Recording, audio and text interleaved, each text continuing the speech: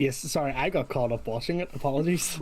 I It's was so too busy. good. That's fucking It's rad. such a Yeah, banger. It's so It was good. Ace That's of good. Spades, man.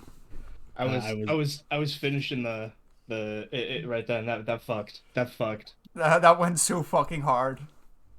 Um, yeah, so that was most of my work this week towards this stream. So yeah, there's nothing fucking planned. You can all go home. This stream was just to show off that. Don't worry. Bye. Oh, it's been fun. All right, it's nap time, baby. All right, peace. Bye, guys. Alaska's like, please. I'm already halfway there. Alaska and I are both gonna draw from the deck of many things and hope to be sent to different dimensions today, just so we can take a fucking nap. You'll need to get a single bed in that room.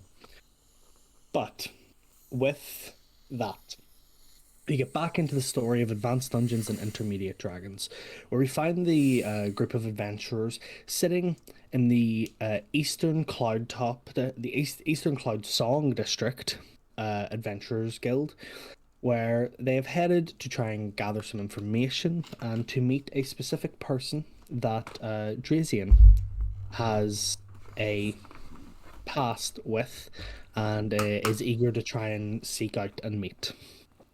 The group headed here, they're grabbing some food, they're chilling, they're relaxing, and as they do so, walking through the door, surrounded by this cacophony of cheers and immediately swamped, is the individual that Drazian. Sorry, I saw Harbor Lord as Drazian, and my brain is going Harbor Lord, Drazian, Harbor Lord, Drazian, Harbor Lord. The individual that Drazian's here to meet.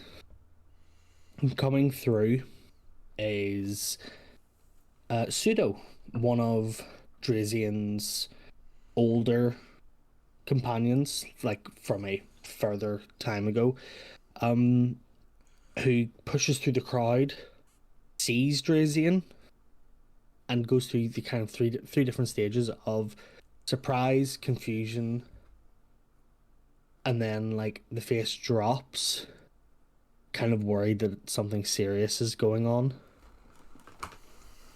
And you hear Pseudo go, what are you doing?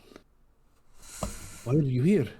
And you see he kind of pushes past the crowd that is surrounding him, and as he comes to the table, they're still like all kind of like swarming him, and he just turns around and he kind of puts his hands up and he goes, I am aware that I have returned. Of course I am, it is me. But I am here to see a friend. So thank you all for your love and your affection and showing me just how proud you are of me to return. But I would ask for some privacy in these moments. And you watch as the crowd just disperses. Like without any sort of issue or, rumble. They just disperse quietly. Pseudo turns around back to you, Drazian, and goes, what are you doing here? Is that any way to greet your old captain? Come on, sit your ass down. We're long overdue a catch up. Pseudo does sit down. For what you guys see at first is this, as previously mentioned before in last session, the shock of white and red hair that kind of comes in. It almost looks like it would be like a candy stripe pattern, but it kind of fades into itself nicely. It looks like a really well done like multicolor hair dye job, but for all you guys know, it is natural. You said it was red and white, yeah? Yeah. So that this guy looks like Buff Todoroki. Well, it's not like that. It's like mixed through. Oh, it's mixed through. I thought it was like white on one Not side like a and good red half on and the other. half. I No, thought no, it was a no, good half no. and Right, half. icy hot. No. What We've got species? blue mixed in there too. What species does Pseudo appear to be? Uh, Pseudo is, as far as you can tell, human. Um, the hair might kind of indicate that there's some that might be non-human, but you're not 100% sure. How tall is Pseudo again? Is he like Uh, quite big and bulky? No, Pseudo's not. Pseudo's he's about 5'8", 5'9". 5'8", 5'9". But he has a muscular kind of He's quite agile well build. built though, yeah. Yeah, he is. You know, whenever you look at like the kind of idea of a ideal soldier, Yeah. so he's not like ridiculously built. He's toned and muscular. He's agile. He does have a number of scars that kind of poke through the bits of clothing where you can see some of his skin. From fighting. He was fighting long before you, but he just never really had. He doesn't have the mind to lead a unit, and he was always happy with that. He never wanted to lead. He always just kind of knew, no, my job is to go out there and do this. Despite these scars, kind of all across his body, he does carry himself with this sort of quiet confidence, that naturally kind of makes everyone around him slightly more like inclined to be nice with him, because he has this air of charisma about him thanks to the way that he portrays himself. Yeah. Despite that, he doesn't seem like super lively or jovial. He just seems like he knows what is needed for the situation, and he sits down and he goes, well, yes, as you say, former captain. Once I left, and then, from what I know, you were sent to whatever part you were sent to. Yeah, well, after they let Azure Company go for a bit while the ceasefire's heading out. The ceasefire, don't mean to panic you, by the way. Ceasefire's still in place. You've got nothing to worry about. I'm here on other business. As you're aware, yourself, me, everyone on Azure Company was given leeway to go on mercenary duty. I took up the educational route, ended up at Charms Academy over in Agalane, but have a little bit of a contract here in New Lynette that we're hoping to get a little bit more information on. Sudo, what do you know about the Boulevard exports on the docks? I know that Boulevard Exports is sort of the main comings and goings of the expensive purchases made for the city. I know that it is run by the Boulevard family, specifically their daughter, their oldest daughter.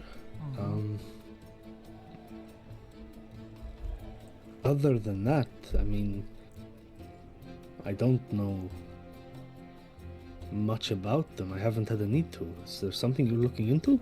Yeah, there's a shipment coming in the next couple of days.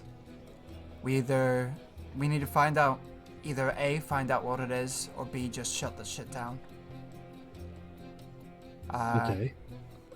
I say there's no immediate danger to the diarchy in relation to the ceasefire right now, but given the gravity of the level of gravity that we've been told is in this shipment, if this gets beyond the docks, I don't know how far this thing's going to spread.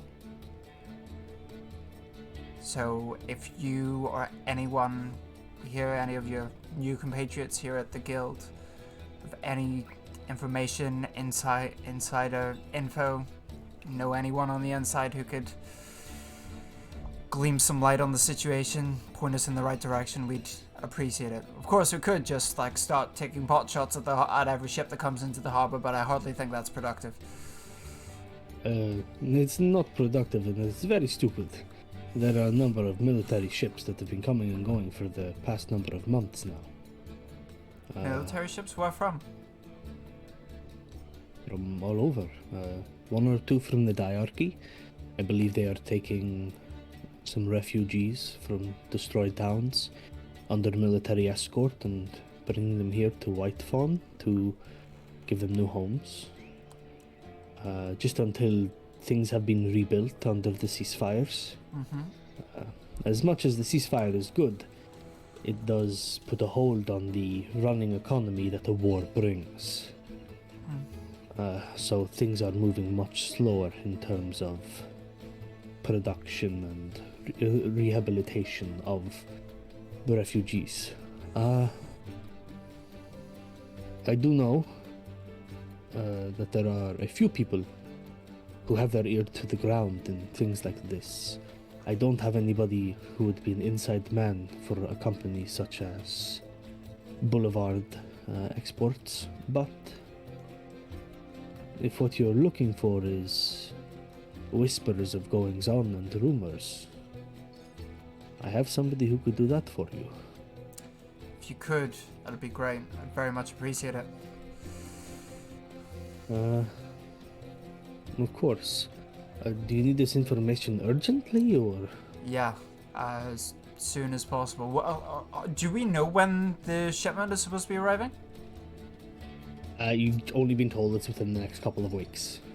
Oh, in the next couple of weeks, so not days. No, not days. Like Right, I thought it was like, next couple of kind of like a month time. Yeah, I thought it scale. was like a month. Yeah. Okay. Yeah.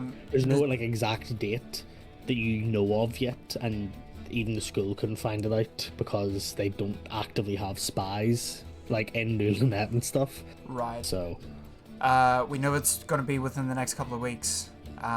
So the sooner we can get eyes on it, the better. Okay. Are you staying here long? Do you have to go anywhere immediately? We Yes. I honestly, we're probably going to stick around until this is done. Okay. I specifically meant here at the Adventurers Guild. Oh, at the Adventurers Guild, we're staying the night at least. That is perfect. You stay here. I see you already have some food. I will go up to the bar. I will order myself something. And I have a friend who will meet us here. I flick him a couple of gold coins. I'm like, get something on me. It's been far too long, friend. You see that he like catches the gold coins and he laughs and puts them back. And he pulls out a pouch at his side and lifts out a handful of platinum and goes, "Adventuring is a much more economical situation than being a soldier for a It's a militia." lot more profitable than war, that's for sure. Highs it up, Bad ass. puts the pouch back on his side and walks away.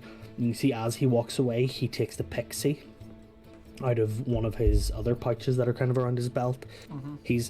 Pseudo almost has like a Batman utility belt of pouches. And he takes his pixie out of one. You can see him phoning somebody as he walks away. A number of the people now who were around and watching Pseudo, kind of, especially like younger adventurers, your age, maybe even down to as young as like 16, kind of run up and go, do you know Pseudo? Are you guys like his friends? Yeah, Sudo and me used to run together for quite a long time. I used to be his commanding officer. And they kind of look you up and down, and they like they smirk at each other, and they go, "If you were a bit stronger than Pseudo, we would have heard about you." Is Pseudo your... They've got those like, they're kids who don't know better, Yeah. and they're kind of like, Pseudo must be the strongest because we hear his name a lot. I spark my fingers up, and I'm like, there's more than one form of strength. One of them, like, just kind of goes, "Ugh," and the other does look like impressed at just the boom of lightning. Is Pseudo you guys' ace? Is he like your top adventurer or something? Well, I mean, here at the East Cloud Song, yeah. He's been here for what, 6 months, and he's risen through the ranks like nobody's business. You telling me he's even better than Howard the Hill Giant? See, and one of the boys points to Howard. See that big deep gash scar in the back of Howard's calf? Yeah. And then they point over to Pseudo, and they point at Pseudo has a sword and a shield, like very traditional adventuring attire, like slung over his back and his waist. That's from that sword. Oh, now I want to fight Pseudo. I didn't think I wanted to wrestle with Pseudo, but now I do want to fight with Pseudo. Back in Azure Company, Pseudo was the soldier I always counted on to have my back. I knew as long as he was behind me, no one would get near me. He's not the smartest one around, but he's the strongest. He is. But He is the strongest. What rank I'm is he then? standing right here, JC, and I'm literally right here. buddy, I thought we were better than this. I thought we were The strongest that was in my company. Last time I checked, you didn't serve in the prophecies of the Sun, Kronk. Okay, you're right. Thank you for the correction. It makes me feel better. Pseudo's he's here and currently adventuring. He's an ice devil. Damn, that's pretty impressive. He has taken every progression exam that's been available so far, so he's risen very fast. Usually that wouldn't be the case. Hey Cass. Oops. Hey Kyla. Sorry, I'm a little tired today.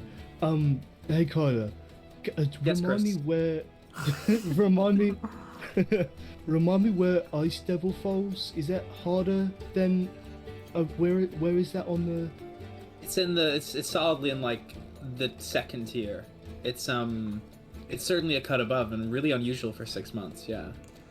All right. So if I were to fight, so I beat a giant crocodile, right?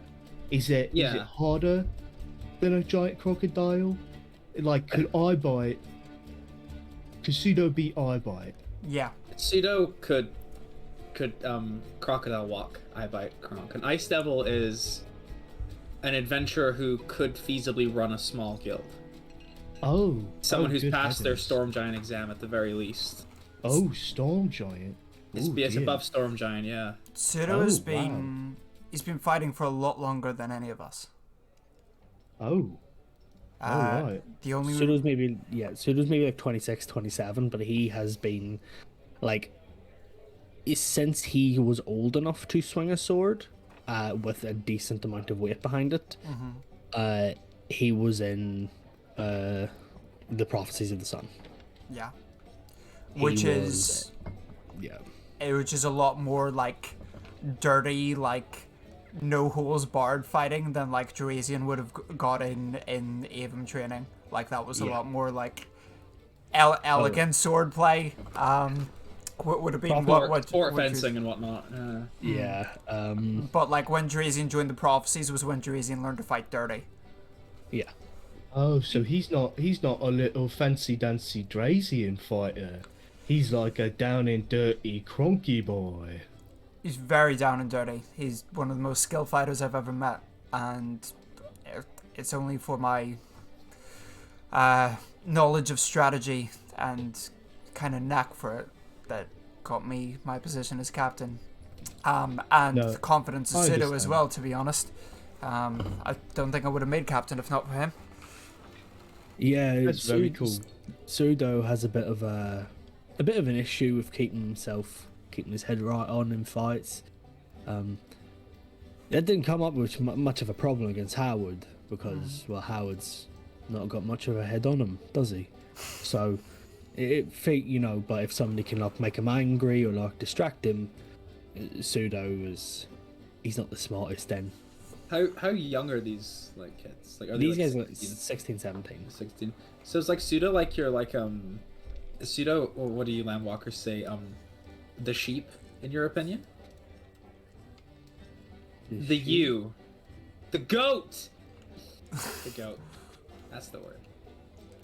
I don't think he's a goat. I think he's and like- the other one like nudges it in the ribs. It means greatest of all time, you idiot. Oh, well no, not greatest of all time. No, I mean, But like your We- favorite, right? Like well, right now he's my favorite. If like of the ones that I've seen in person, if I had to pick like my favorite, oh, it's got to be Sicky Druffbeak. a good choice. A good choice, yeah. You ever there's a video online where you can see Sicky in a battle and he just puts his big wings up and just the sky goes black 'cause just all these birds come out of nowhere and like cover the sky and start pecking away at the thing that Sicky's fighting, and like it like stays like that for like 30 seconds and you're going, oh whoa, what's happening, and then the birds come away and it's just the bones left. That's pretty badass, I can't lie, yeah. No, Yeah, Sicky's pretty cool. That's my favorite. Sicky's pretty cool, yeah. But if you guys know Pseudo, and you one of them kind of like puts down like a playing card that has a very roughly drawn image of Pseudo, you can tell this is obviously like Pseudo's not been around long enough to be put into the like adventurers like trading cards circulation, and one of these guys has like made a Pseudo trading card. And do you think you could get him to sign that? Yeah, no problem. Pseudo may go way back. We've known each other for years. We won't like, don't let him know. Just say it's for a fan, and then I'll come by later on and I'll get it back from you. Yeah, don't worry, buddy. I got you. Thanks. And you can see they both kind of like talk to each other and walk away. And you hear as the two of them are walking away, you hear one of them look to the other and go, "That blue one looked a bit familiar, didn't he?" "I think so. I think he might have served me the other day." And then they just walk away. Incredible. Okay. That's Kyler. Just right now. Yeah. It's working. Kyler's like, looks familiar. I think he served me. He just looks up to the huge painting of his dad above him and goes, "One day." It's not bad, is it, Kyler? What? What's not bad? This Pseudo, everything, the guild. Yeah, I like it. It's pretty cool. They always have been. I've not really been to too many, to be honest. It's mostly been, like, you know, the Nevertheless Adventuring Guild, and the one in Four Shadows, and then also, Accolane. But yeah, I really think it's cool to see so many like unsung heroes. You know, like I hadn't heard of this dude till you mentioned him. You know, and I get there's a lot of adventures around, but some guy became an Ice Devil in 6 months. That's pretty significant. Yeah, he knows what he's at. He's pretty good. As you guys are kind of talking, you watch as Pseudo, now carrying like a plate of food and a tankard of ale, is kind of like making his way through the crowd once more. Here, every now and again, like stopping to like pat him on the shoulder, and you watch as he kind of like braces himself so he doesn't spill his food. And then he goes back and he sets it down at the table, and he relaxes back into the chair. Oh. So, what brings you all to Nulanet? It's a little project. This contract, really.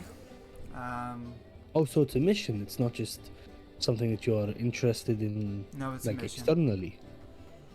Geraldine audibly scoffs. Yeah, very much a mission. I'm a bodyguard. We should probably do introductions, tell. shouldn't we? I mean, we got your name, but my name's Kyler. This scoffy, huffy one is Geraldine. Big fella's Kronk the Relentless. Hello. And the person with the propensity to throw knives at your colleagues is I'm not saying they didn't deserve it, they probably did, is Lilith. Want that knife back. Lilith. It's a knife. Lilith, I thought it's a scary knife lady. I thought you had one less knife on you. Where'd your knife go? Did you stab someone when I was talking to a hill giant? You Oh. deserved it. Yep. He's lucky I didn't shoot him. Oh. If you need a knife, and you see he kind of reaches into the utility belt, and you see he kind of like, you watch for the first time, his hand goes into one pocket, and then it goes past his wrist, and he manages to fit like almost his entire arm into one of these pouches around his belt, like down to his elbow, and he pulls out a knife. If you need it, I can give you a new one. I don't know who took it from you. Knife? Like, where did you pull that from just now? Oh, my belt of holding. Oh, I'm sorry. I thought that was a butt cheek knife. I'll just watch out for my friend. I understand how that looked because we are sitting at the table, so you could just kind of suddenly reach below the table and then pull out the knife. I apologize for the confusion. If it's not a butt cheek knife, I don't want it. Yeah, I mean, the butt cheek knife would have been... I think it's probably... Got the penis on the handle. It's got a penis Never on the mind. head? I want it. Lilith. Penis-handled knife. Hang on, hand it to me, I need to check it. I'm the bodyguard. You still He holding on handed- to that thing? Listen, it was a birthday gift. I thought it was funny. Did you get him this knife, Drazian? Drazian didn't, but it was kind of a company present. Why does it say, from Big D, your biggest fan, and then have a big picture of a wiener? That is very amusing. But oh, it does say that. Yeah, I think I do want this knife. I feel Thank you like so much. I feel like maybe Lilith needs this for more than one reason now. Here you go, Lilith. Lilith accepts the big D. I never noticed that. Abel? Because it was on the handle, and you grab the handle with your hand. I was calling it a penis knife because the guard of the dagger that stops it from jamming into your hand, that is just two penises. It is. Is the plural of penis peni or penises? I would have gone No. penises. Peanutty? The music in the back of the tavern music Yeah. stopped. Krog says that the entire tavern Bard goes in the silent room. and looks at him. Jazz bard music looked over. stops. The fuck did you just say? That was so fucking funny. What the fuck did you just say? to us? Canonically, the bard was very invested in the answer to that question. Sorry. You watch Pseudo's face just go, I don't know. Is it peni or penises? This question will haunt me for the rest of my life. Well, I'm Pretty sure, sure we could come... it's peni. It'd be penises if it was possessive. Well, Then belonging Lilith is to the probably... penis. Yes, Maybe if the penis maybe it's had penis. something, it would be the penises, etc. But otherwise, it's Well, peni. I Like guess geese? As this Penis? question is answered, Penis nuts. the music starts up again, with the rest of the tavern now happy, content with the answer. You seem like some kind of authority on penises, Geraldine. You Not spoke with great penises. command. Not. You should see the books she reads. Yeah, it's the smut, I'm sure. It's I'm just. sure It's the smut. just grammar, guys. It's grammar. I Yeah, hardly know her. Is this grammar the person that taught you about? His velvet Plural wrapped penises? steel. Yeah. What should was read the that book? books. Into their grove? Something? I think it was she, her pronouns, but I appreciate your inclusion. No, they them is fine. Into Into they them grove. into her grove. Hang on, if they them I'm grove on- exists, sign me up. I want to go to they them grove right now. They I'm them just group got me on acting the unwise. They them grow. They them Gabriel. valley. Honestly, I thought that was Gabriel. like a textbook. No. No. You like read for It's- fun? Well, it does teach us. Yeah. Oh, What did you think that textbook was about? Plants? the Fey realm. Sort of. Yeah. It is actually. It is A totally. fey realm of I'm gonna sorts. elbow Lilith to drop it. Yeah, it's a Fey realm. Totally. Yeah. Don't absolutely. offer anything they give you. Don't That's put all anything in your it's- mouth. Yes, exactly. Or your name.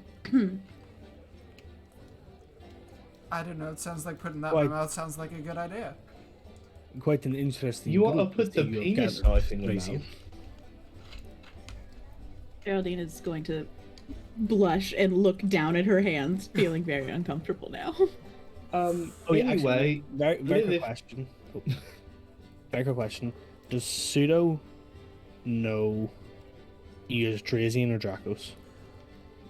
He would know. He would probably know me by rank more than anything else. So by code name more than anything else. So he would know Drazian by Dragoon. Okay. You would know me Just- by Cappy Wappy Uwu.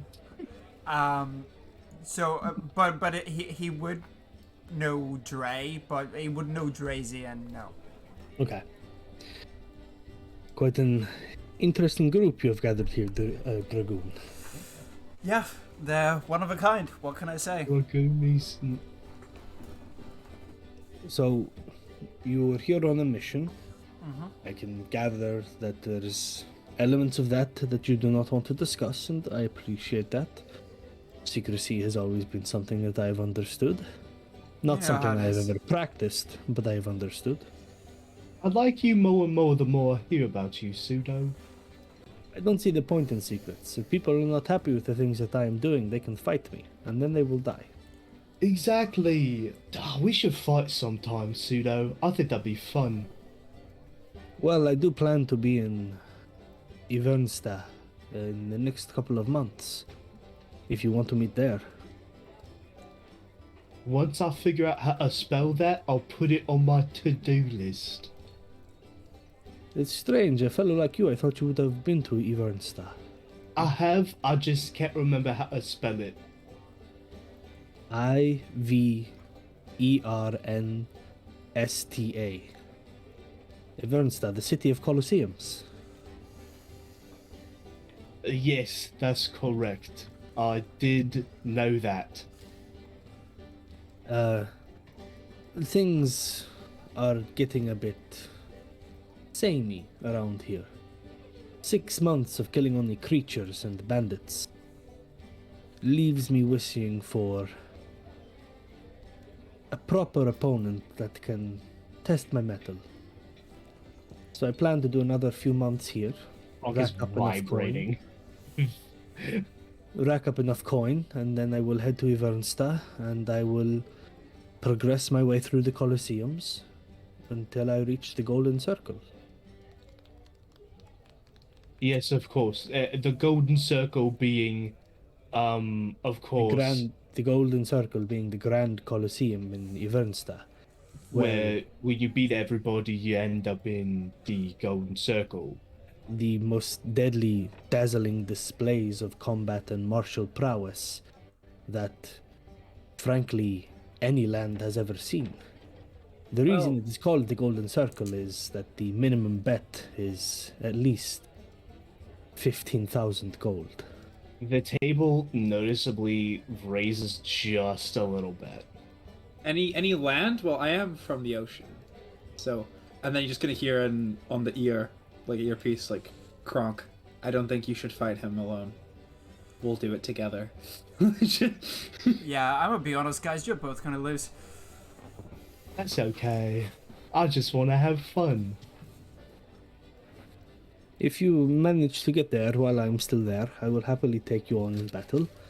But if you appear after I have left, I will leave your names and an open invitation for you to join the referrals to begin your own progression through the Colosseums, if that is what you desire.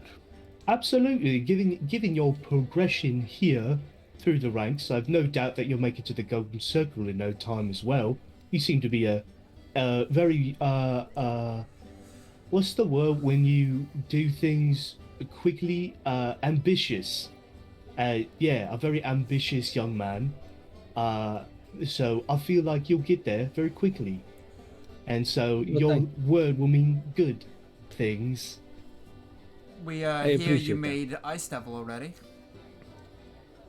Yes, it turns out when you come and you join the Adventuring Guild, you receive the rank of rat to begin with. I was not happy with this. I could kill a rat.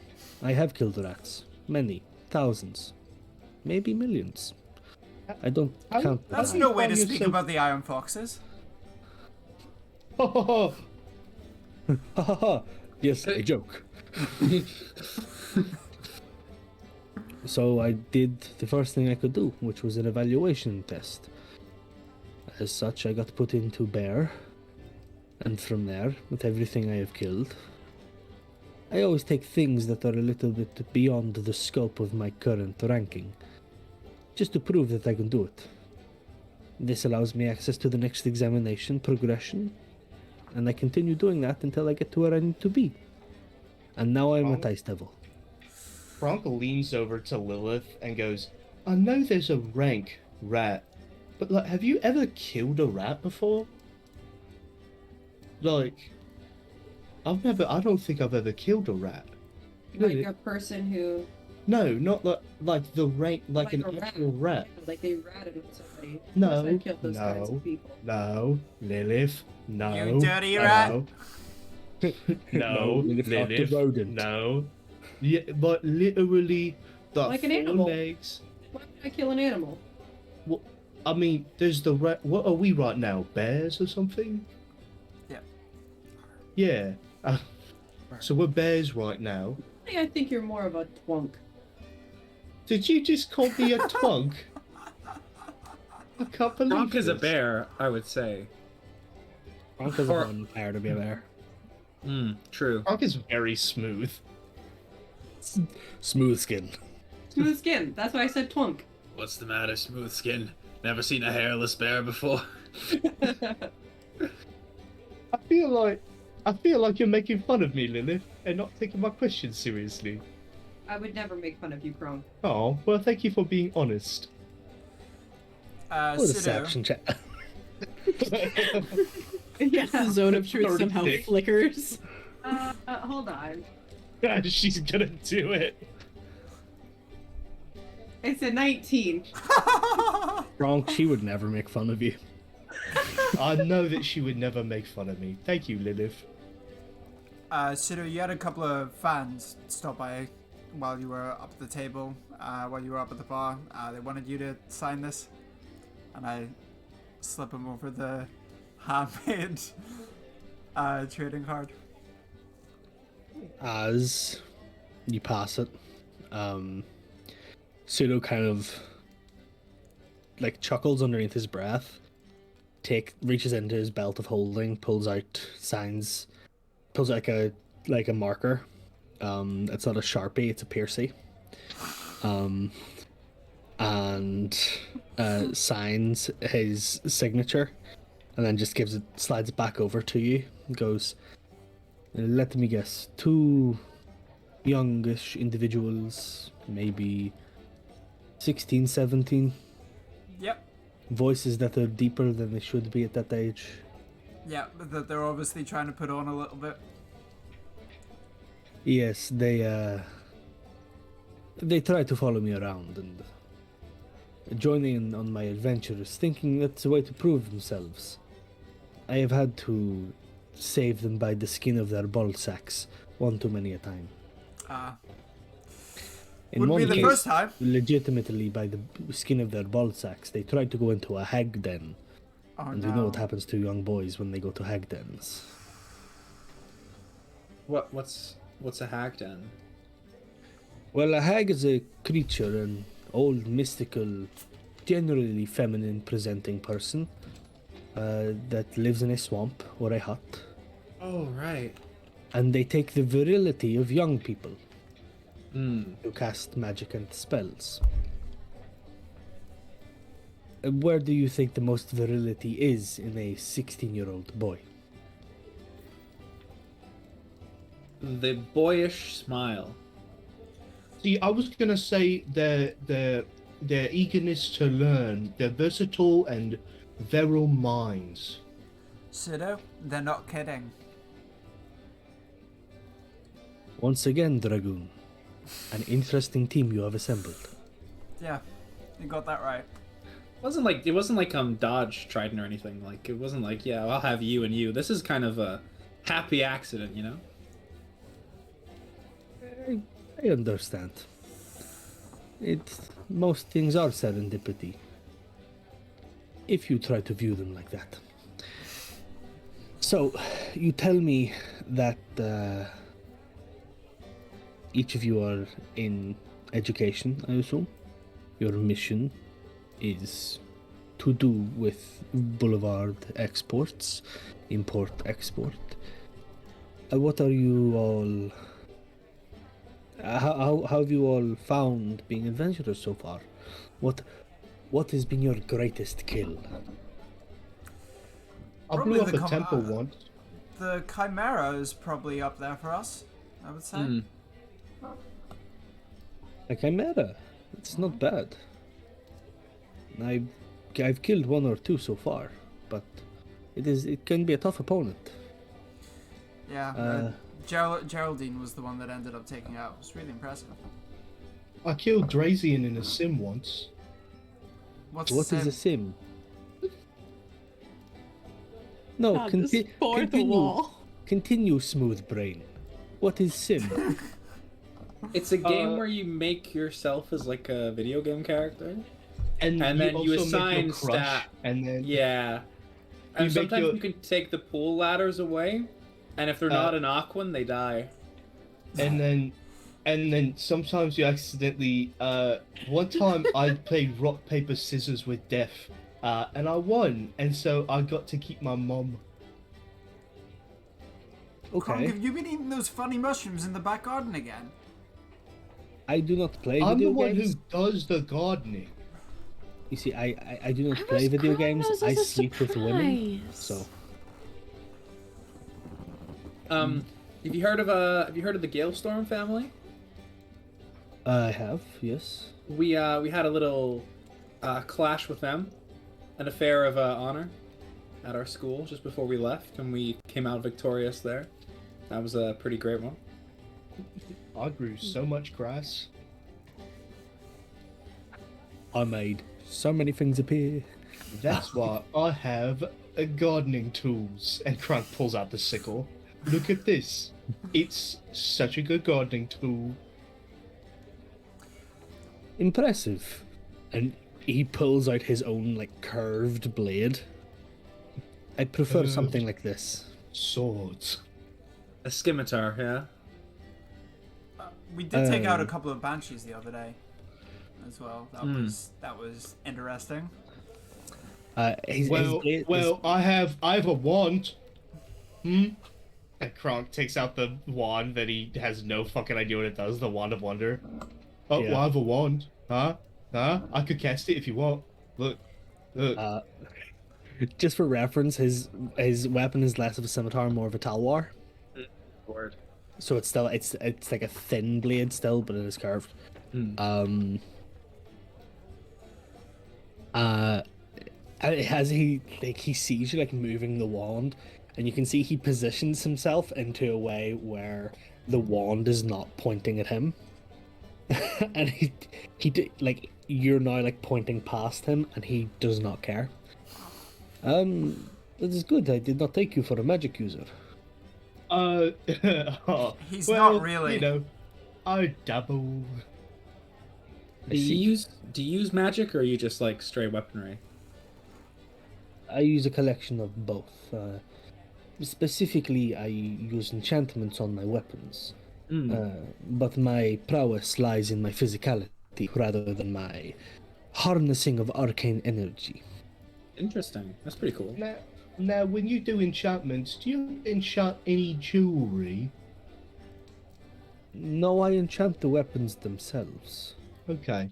Sometimes I just feel like it's an untapped market. Like, a lot of people are able to wear a lot of jewelry, and I feel like if you put enchantments on the jewelry, you might be able to, help yourself out without encumbering yourself too much. It's just a thought I've been having. I tinker around with my little tools and my little bit of knowledge about magic and all my gems. That's just a thought that I have. I think you are confusing my skills. The enchantments that I know are how to set my sword on fire and how to make it sharper and pointier. The most useful ones. I don't know how to... So unless you want your lovely emerald necklace to leave a brand on your skin, then I can't do much for you in the way of jewelry. If I could count it as a dragon mark and then cast things out of it.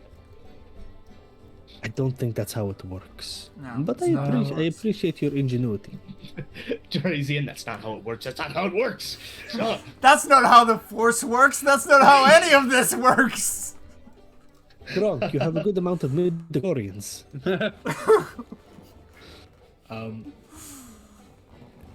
As he's kind of like interviewing all of you, you all see parting through the crowd, untouched and like perfectly dodging any like thing that so if there's like a server comes by and like swings into her path, she just like ducks underneath it effortlessly before she grabs a chair off of another table, spins it in midair, lands it in front of the table you guys are sitting at beside Pseudo, and sits down.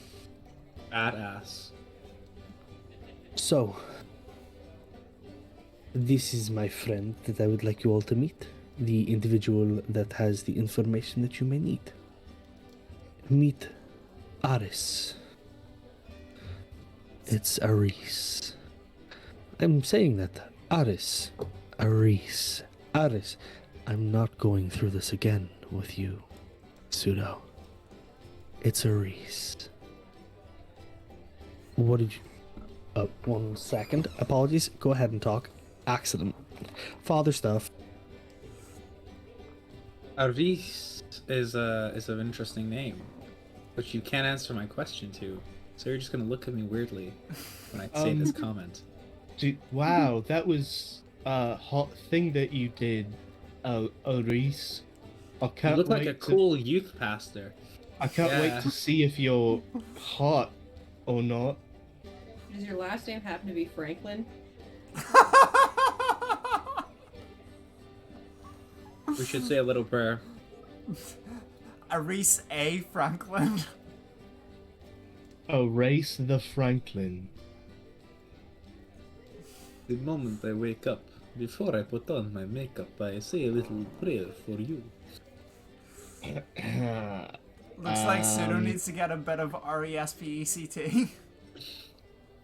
I gotta find out what that means. Talk it to me. Are we the only one who understands the music reference? I don't think so, right? I know what you're saying. I made the first joke. Who doesn't get it? Oh, I thought you didn't get it, Chris, because you said I gotta find out what that means. It's the next line of Yeah, the find out what it Oh, means. right. And To that's find why out I what it said- means. Yeah. You left out the last two words. Right.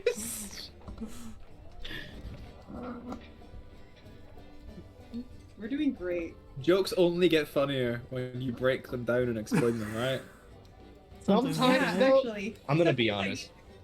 Sometimes it must be the mental illness. I didn't even get a chance to Autism, is ask it? Mux what Aris was, whether she was human or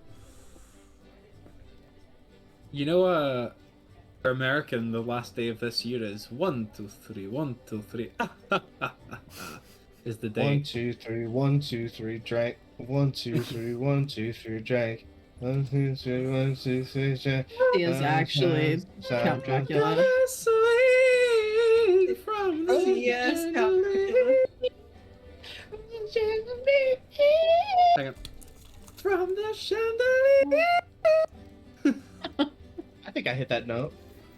So I hope you're all three, enjoying this peak D&D content, No. guys. 2, 3. Does anybody want to fight? Yeah, roll for initiative. Fuck it. We've come back. We've started combat. All right, It's I like, what do you got. mean you've started combat? I run the combat. I was like, no. Okay, I got a 15 for initiative. Who wants to fight? Honestly, do we have a union for... Do D&D players have a union against their DMs? Do DMs have to answer to the union of players? I don't think so. I don't think that's how that works. If We anything, should make a union. Does anybody have have rights. Does anybody have Pseudo's stat sheet? No. Let's send this real quick. Fuck. Well, Dude, there was somebody's- students real quick. Cass, there was somebody's stat sheet from Urlin Ace that I really wanted to look at. I Okay. don't know if I wrote it down. Was it Schlev? Fuck. The No, it wasn't Schleb. Dude, Sheena? I'm ups. Grimaldi? Phoebe? Chain Devil? No, I can't remember it. It wasn't the Count either. Which, I have the fun exercise now for the Count of Monte Crispy. For those who aren't caught up on your own list, milestones. The Count of Monte Crispy is now a semi-permanent addition to the cast. That was so funny. Which means I'm having to find a way to scale up a fire elemental as we progress. So, that's what it was. I wanted the stat block of the Onkeg Queen so I could fight as Kronk. I'll get That's you the what I Anka wanted to Queen do. stat block, yeah. So you said like a character. I thought like a named character, not That's just... also what I thought. I was going through my notes. I'd written down Onkeg Queen because I was thinking about the Gronk Crapple. Crapple? Crapple. The Gronk Crapple. The crapple. Gronk Grapple. My homebrew collection. Do you know what you should get? Like, have the on-keg queen on top of a keg, because then it's an on-keg on an on-keg. Onkeg Queen. On-keg, You on-keg. put on an elf on the shelf. Now get ready for it. For And she's on-keg also on- she's also like stylish. She's an Onkeg Queen on keg queen. I used a different one than this one, actually. I need to go look it up. Because I had one and I found a slightly better one, so let me go find it. I also wanted to take on this. I wanted to see how I could fare against this white dragon that my little brother almost fucking party wiped. Right, was it my family Cryovan?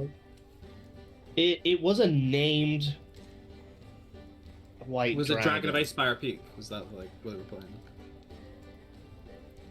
No.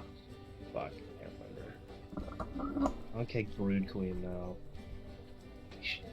Fuck, he showed me the stats, but they got super unlucky with it. He told me what it was, and I know they're not in this chat, so I know they're not listening, so it's not a spoiler for them. But the issue was there's like 20 different areas that they could be, and he rolls when they travel to see what area they show up. That does sound like Dragon of Ice Spire Peak. Yeah, it does. And they got so unlucky because they showed up in one area and he rolled it, and all they had to do was deal just like 8 damage to it and it would fly away. But my mom, I don't know if she does it on purpose, but she always wants to run away if she thinks that she can't win. Like she doesn't fight, and so she was a rogue that doesn't have uncanny dodge yet, just level 4. Just a rogue, really just trying to run away, and she got blasted by the ice breath, and it instantly killed her because of how powerful the ice breath was. Oh, did they TPK? Not TPK, but once my dad threw a javelin at it, and it did the 8 points of damage required for the dragon to just Beast. fuck off. So it's just my mom just didn't attack it, and so it didn't fuck off. And so they had to bring in Alaska as the surprise cleric to revivify my mom, because it was like a cryogenic chamber kind of because they were frozen in ice, and so they worked around that with the revivify spell. So That's it's only really hilarious. been a couple of seconds, so they did that with like the 1 minute thing with revivify. And then Alaska like fucking soloed the pack of wolves that came at him. It was great. Fucking wrecked shop. It was awesome. Wonderful. The one time I've been good at combat. You're pretty good at combat. Also, Well, I wasn't stressed.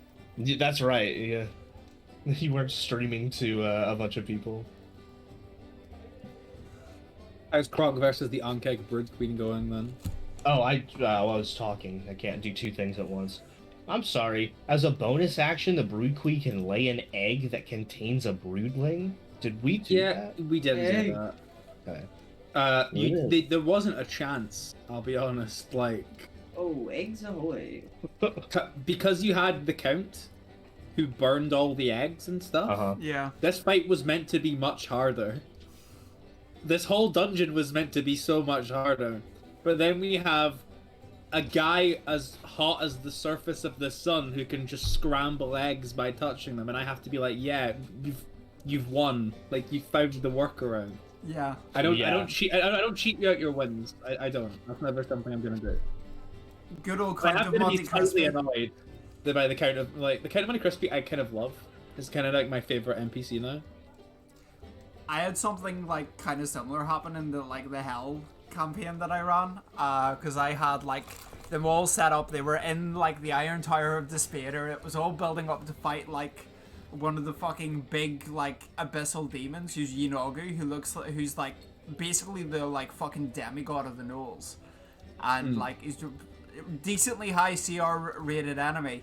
What did like the Warlock do? Oh, wall of force, and like encased this big giant beast in a wall of force, and it couldn't move, and they just left, and I was like,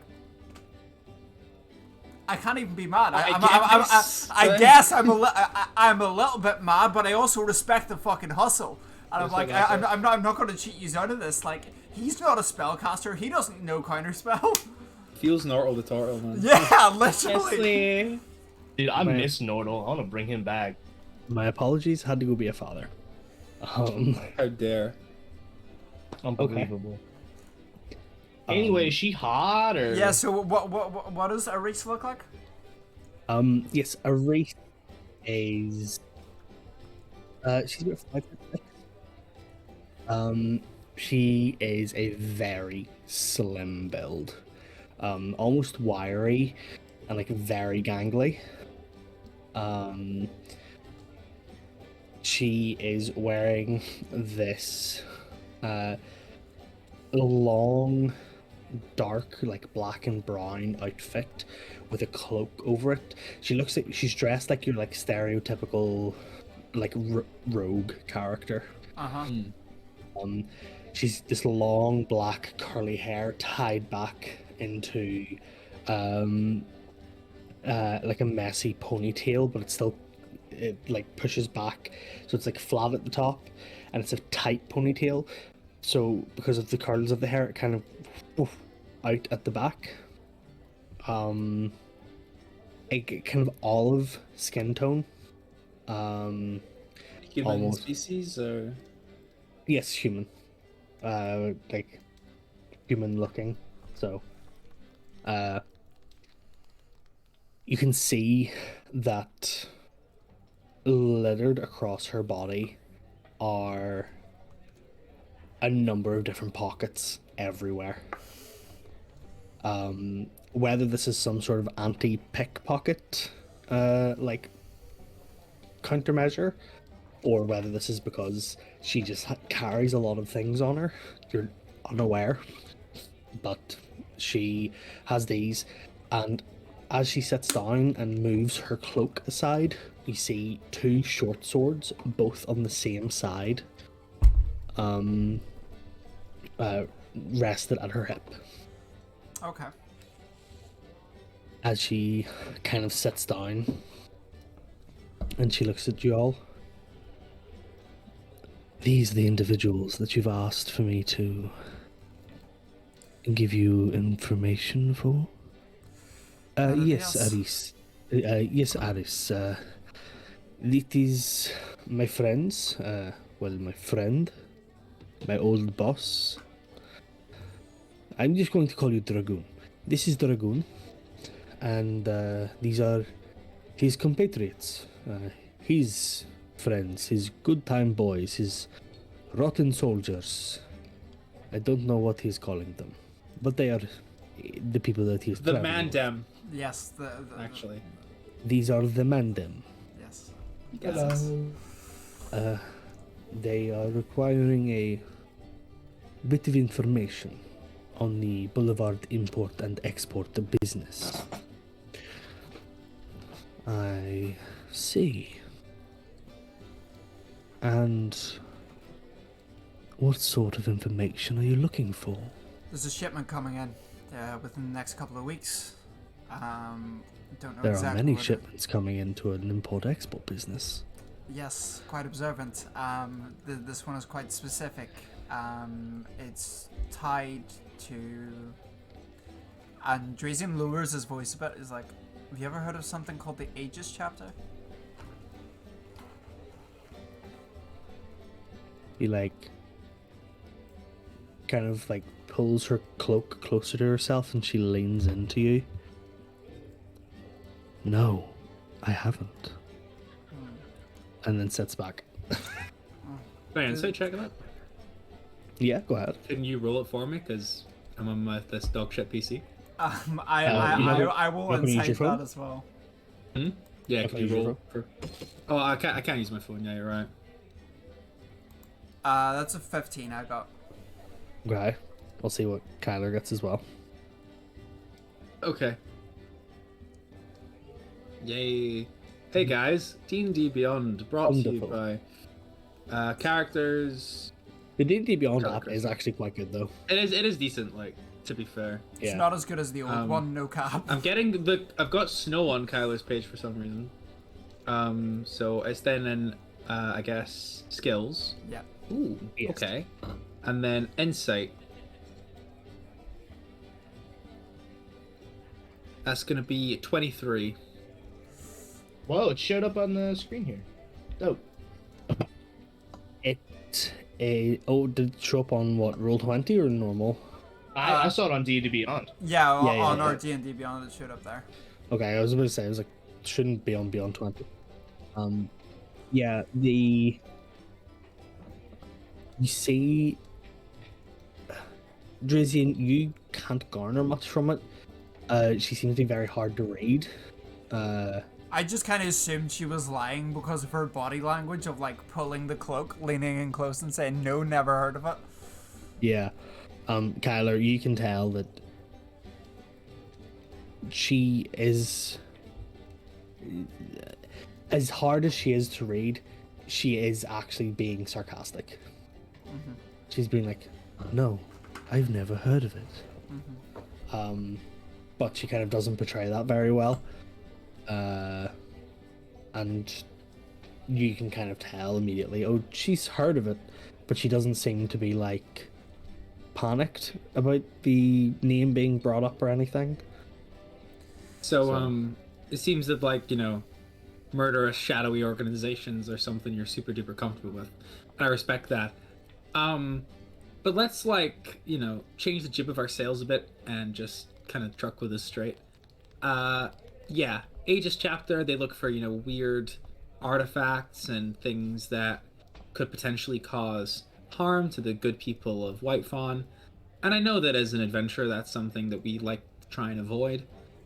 So if you could maybe just let us know if they're trading under a shell name.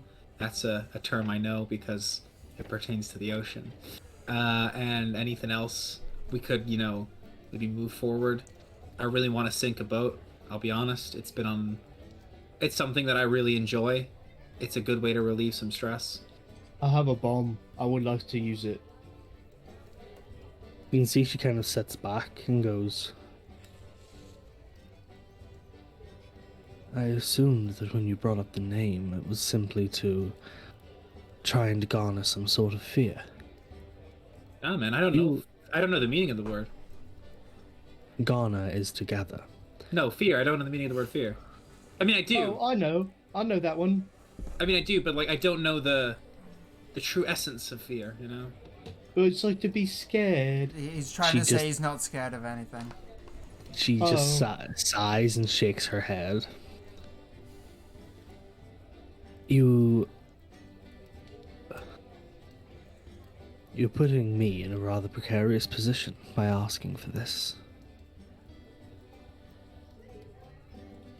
If you're looking for a shipment by the Aegis chapter, and you've mentioned the relics that they're looking for, then you must know about them. Well, they had one that was like a orb of chimera transformation. It's at this point where Kronk becomes suspicious and would like to roll an insight check. You're Kronk talking didn't- about the Talara Unifaris. That's the very same. Yeah. Kronk, go ahead and roll an insight check. Kronk thinks that she is aligned with the bad guy group. 14. Okay. She seems to be completely ambivalent towards this group. It's simply that she knows about them and she understands the danger. Why, pray tell, that- does it put you in a precarious position? Well, the Aegis chapter have people all around, listening constantly. I, for one, do not wish to be in the eyesight of the Hive, which is their group of personal laborers, let's say, that take care of dangers to their business. I've had one or two dealings with the Hive before, but I've made my worth known to them so they won't kill me unless I present a present threat. And if I give you information to something that could stop that, well, guess what that makes me? Oh, present threat. What's it gonna cost? What do you have to offer? Did I get it right? You did. Yay! You sweet, sweet imbecile giant. Thank got it you. right. Yay, I love you. I. Oh, you asked me what it cost, and well, the one with the thing for that was the other one that took out the price. Mux, your mic sounds really muffled by the way you're positioning it. Well, you ask what I have to. Well, you ask what the cost is, and the one that is selling the object or the information should never be the one to present the price. You Is that tell a me. rule? Is that a rule? Like when I go to a store and like want to buy like a TV Solo, like it costs. Yeah, usually comes with price tags. So. It usually comes with the price tag, so I think like you should tell us what it's worth to you.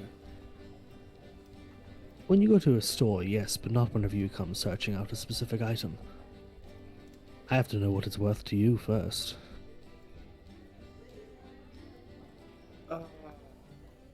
Okay. How does 200 platinum pieces sound? It sounds like chump change, I'll be honest. Well, how does 200 platinum pieces, the satisfaction of a job well done, and the continued safety of the people you protect for a living sound? I think Kronk thinks that's bullshit. I think Kronk thinks that we are being taken for a ride, that 200 platinum pieces is chump change. I give Sudo a look and I'm like, is she for fucking real? Pseudo just kind of shrugs and goes, if there is something you need to know, then Aris is the one that will know it. And you can say Aris just kind of goes, I have done many things for 200 platinum pieces. I have killed men for less. But somehow I'm not going to information is worth more. Whenever that information puts me in danger, it is worth far more. You see, I value my lives above all of yours. And Then 200 platinum pieces is not worth trading that safety. Then I'll ask again, how much?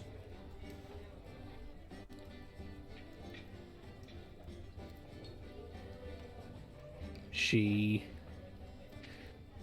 looks around and she goes,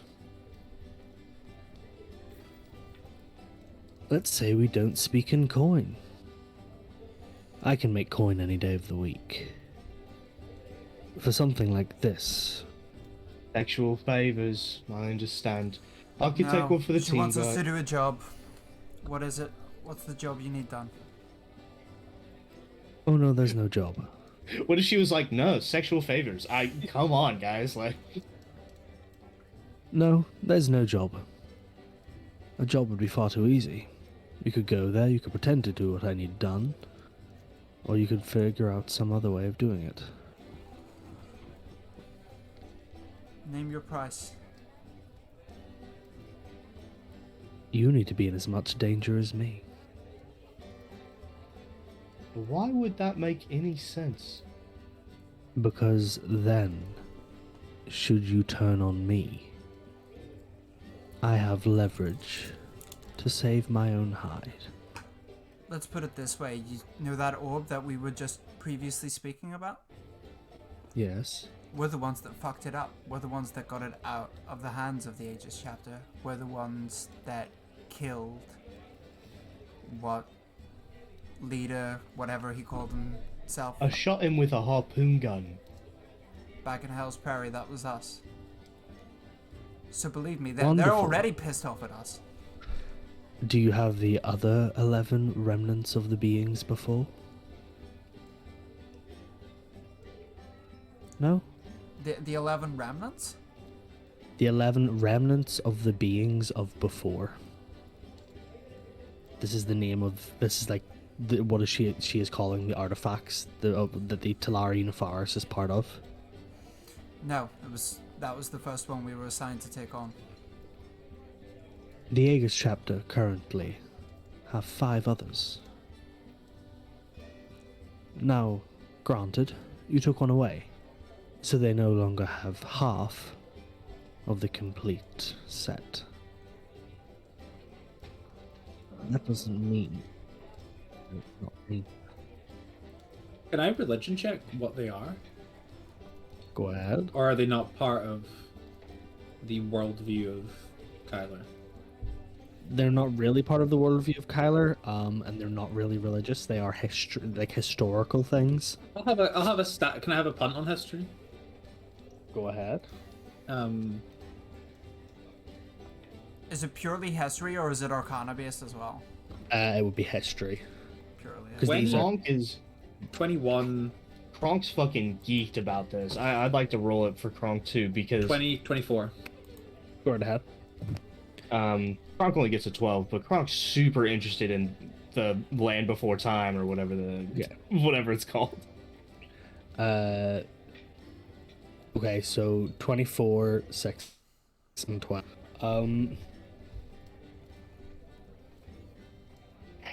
Drazian and Kronk, you guys haven't heard of these things before. Well, you've heard of, like, you know that obviously the Talari Unifaris was a thing and that it was part of a group, but you didn't have a name for this group specifically. Kyler, these would have shown up in the stories of the Journey from the Water Plane. Specifically, one that would have shown up was what was called the Summoner Stone. But what it did was that it was an intense elemental harnessing artifact, to the point where whoever held the Summoner Stone could walk on water, could travel through fire, swim through lava, phase through the earth itself. they had any elemental power that you could necessarily need. And The Avatar or Jesus. Jesus.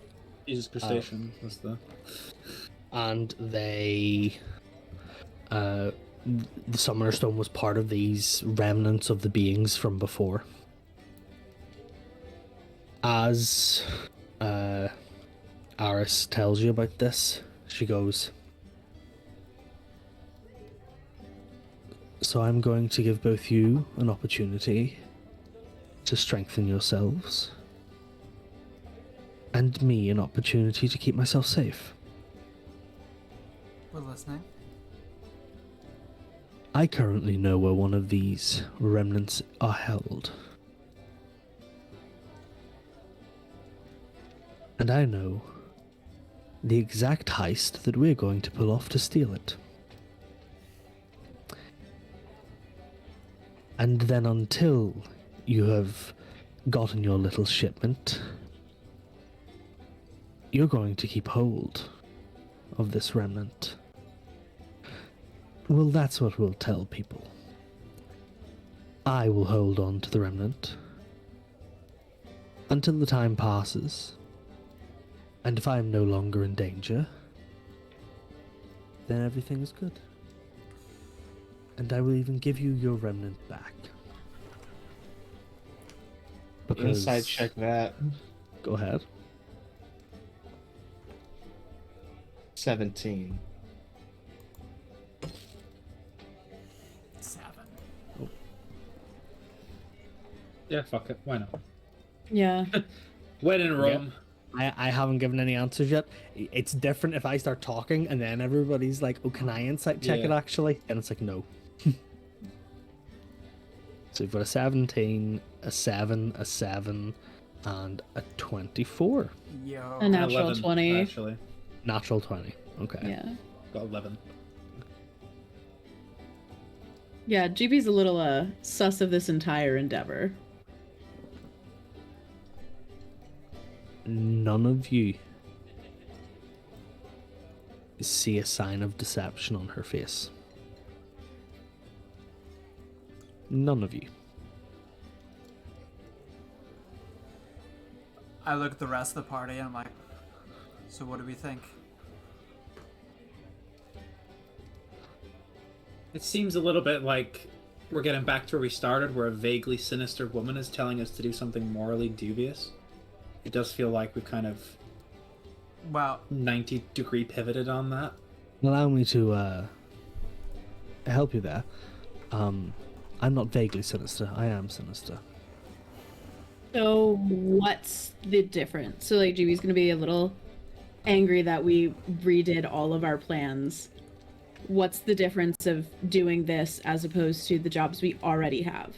because one, we have a lead, and two, this shard or whatever it is seems to be something the Aegis chapter want, and the people that give us our contract would definitely be interested in this. And make Okay, no we're- mistake, once we have this remnant in my hands, it will be something that we can use to infiltrate Boulevard import and exports. And if some objects from their imports and exports were to go missing and end up on the black market under a very unique seller name, then who is that to harm? I use detect good and evil on her. Go ahead. Just don't understand the point. We don't need to infiltrate a place we already have access to. But do we have access to it? We can't go across the big red line. Well, if you have access to it, then perhaps you don't need me. But I know that I will be able to identify which shipment it is you're looking for. I believe that is my use here. Detect good and evil, lawful evil. Right, so it's how does lawful evil register then to detect good and evil, do you think? Well, it doesn't necessarily, but you can gather, like, from the way that she is acting, that she does follow a certain set of codes and rules. Yeah. Possibly only her own, but it is there. Okay. The difference, at least, is she's not openly with our enemy. Doesn't Enemy of my enemy and necessarily all make it- that. Yeah, that doesn't necessarily make it better. It means there's no loyalty. I'd rather know where the loyalties lie than make assumptions depending on who's the highest bidder. Geraldine, roll a persuasion check for saying that. Against me? Or... No. Persuasion? Yeah.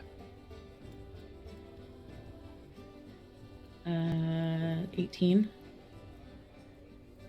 As you speak of this, like there's no loyalties, you hear Aris chuckle. You are much clever than some of my other clients. Much more clever. I would Fine. hope so. I've grown up in this. Oh, I know you have, Geraldine Boulevard. So so you know who I am, why do we need you? What do you have to offer? Because who do you think organized this shipment? And that's exactly what I mean. I'm simply going for the highest bidder.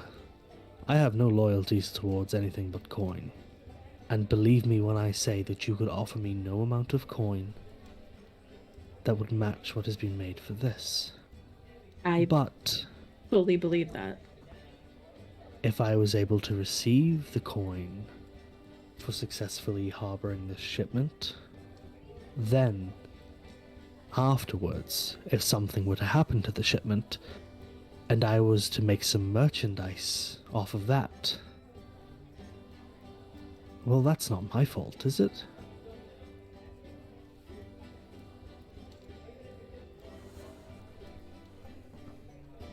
While you are intercepting the shipment that you desire, I know that there is a bountiful amount of loot and goods that could simply disappear and make the entire thing look like it was just a very well executed robbery. And you think you can actually pull that off? I've done worse.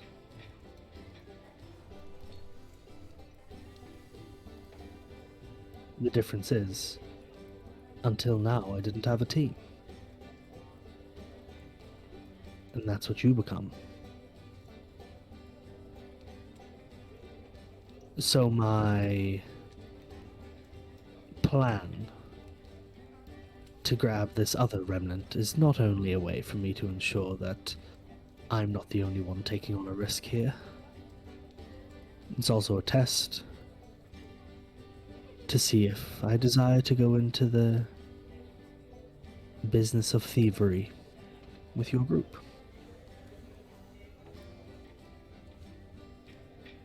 I understand your, shall we say, hesitation.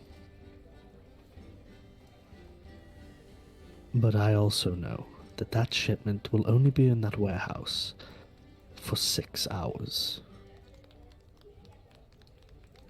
The minimum amount of time it takes for an object to come in, be processed, checked by the city guard, and then sent out again. That is the time we have. Which remnants are they, then? If I'm to be a thief pertaining to remnants from the voyage. Unfortunately, when it comes to the objects that are inside the shipment, I don't know. All what I was you want asked... to take? Oh, the one I want to take. I don't think any of you would have heard of this specific object. But the mantle of the Firebird. No, I don't get much fire where I come from. A sort of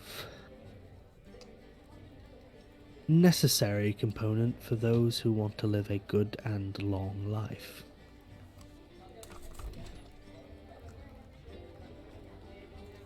This is what I desire. How What? do we know that the information that you provide for doing all of this is going to be worth it? Yeah, we see that you're going to benefit a lot, right? We steal this for you, and then when we steal the shipment, you're going to steal a lot more stuff. How do we know in whatever shipment you're going to point us to? How do we know that's going to be worth it for us? Because I know the exact shipment and when it comes in. I can guarantee you that you'll be there at the time that the shipment that you need, that you are tracking, will be there.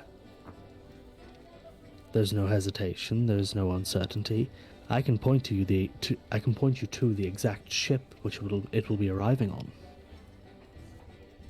And so, remind me again, why is it that, like, specifically, what ship are we looking for? Is there some object in particular that we're looking for? I thought we were don't know. just...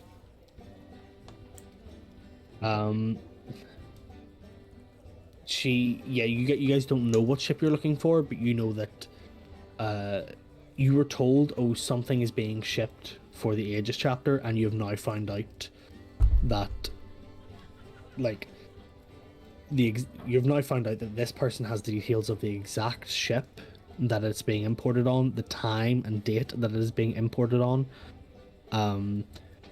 doesn't know what is on it, but knows Okay. like this is the one you're looking for, but I'm not giving you this information unless like we make this deal. Alright, so, let me get this straight. In order for you to tell us the details of the shipment that we want from the Aegis chapter, Yes. we have to help you steal the mantle of the Firebird. Yes. And if we do that, then we go and we rob that shipment you tell us about, which also will provide cover for you to rob other ships in a nice little robbery for you, so you could sell stuff on the black market. You've got it pretty much down pat. All right, it was a lot for me to follow, but I think I've got it. Well, when you get into the business of trading goods for goods, jobs for jobs, and heists for heists, it can be a lot to follow. I think we'll have to put it to a vote then. I understand that. Before you do so, don't be thinking that we're going to be stealing the mantle of the Firebird from someone who is undeserving of being stolen from. Ooh. The person that... It's not a name you would know. I don't think it's a name any of you would know. It's not a big, tall Goliath sheriff, is it? It's not. All right. I'm just expecting him to pop back up in some point. Don't forget that'll be my problem, not yours. Yeah, but it would be everybody's problem if that's what she said just now, all right? That's not the type of business he's in. No. The individual who has the mantle of the Firebird is Lyson. Lyson... Well, his last name is unimportant. Well, go ahead and tell us anyway. Something I've noticed in dealing with, shady folk like you is that's not important tends to be, like, super important. Go ahead and roll persuasion. Okay. Both of you Don't- can if you want to. Don't necessarily tell me the result as yet. Yeah. Kronk, what is your persuasion? Well, I rolled a 21. Hell yeah. Okay.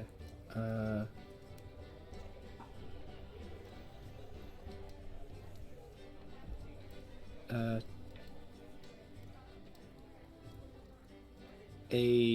24. Okay. You good for me to tell you the result now? With The with our most I combined could, powers, it was a 45. So we're the very most, the most I persuasive. could get is, a 32. I can't see there being a DC above 30, so I'm not gonna burn Channel Divinity on it. Okay. You watch as she grits her teeth a little. An individual that I have a history with. Someone who was once close to me and no longer is.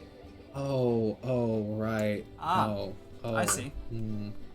Yeah, we've all all got a been there. past. I presume mine is a little less checkered, but we all have a past. No, I get it. Heartbreak, right? Yes. So, putting Our it heart to was vote. broken. It really just seems like they're shoving lesbianism down our throats right now, and I just don't appreciate it. MAGA Kronk, what the fuck? Gamergate Kronk? What the fuck? What the fuck? You watch as like I really hope that's not erase- canon. erase- Fucking No, hell. it's not. It was a bit. It was a bit. Erase goes. Well, I would hope that he isn't a lesbian. So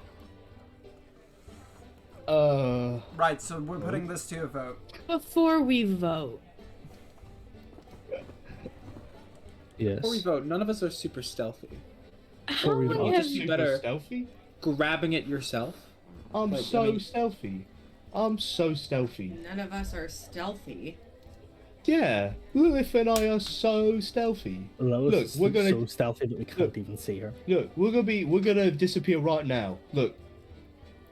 Roll a 15. You don't Wrong disappear. tags under the table. What were you gonna say, Geraldine?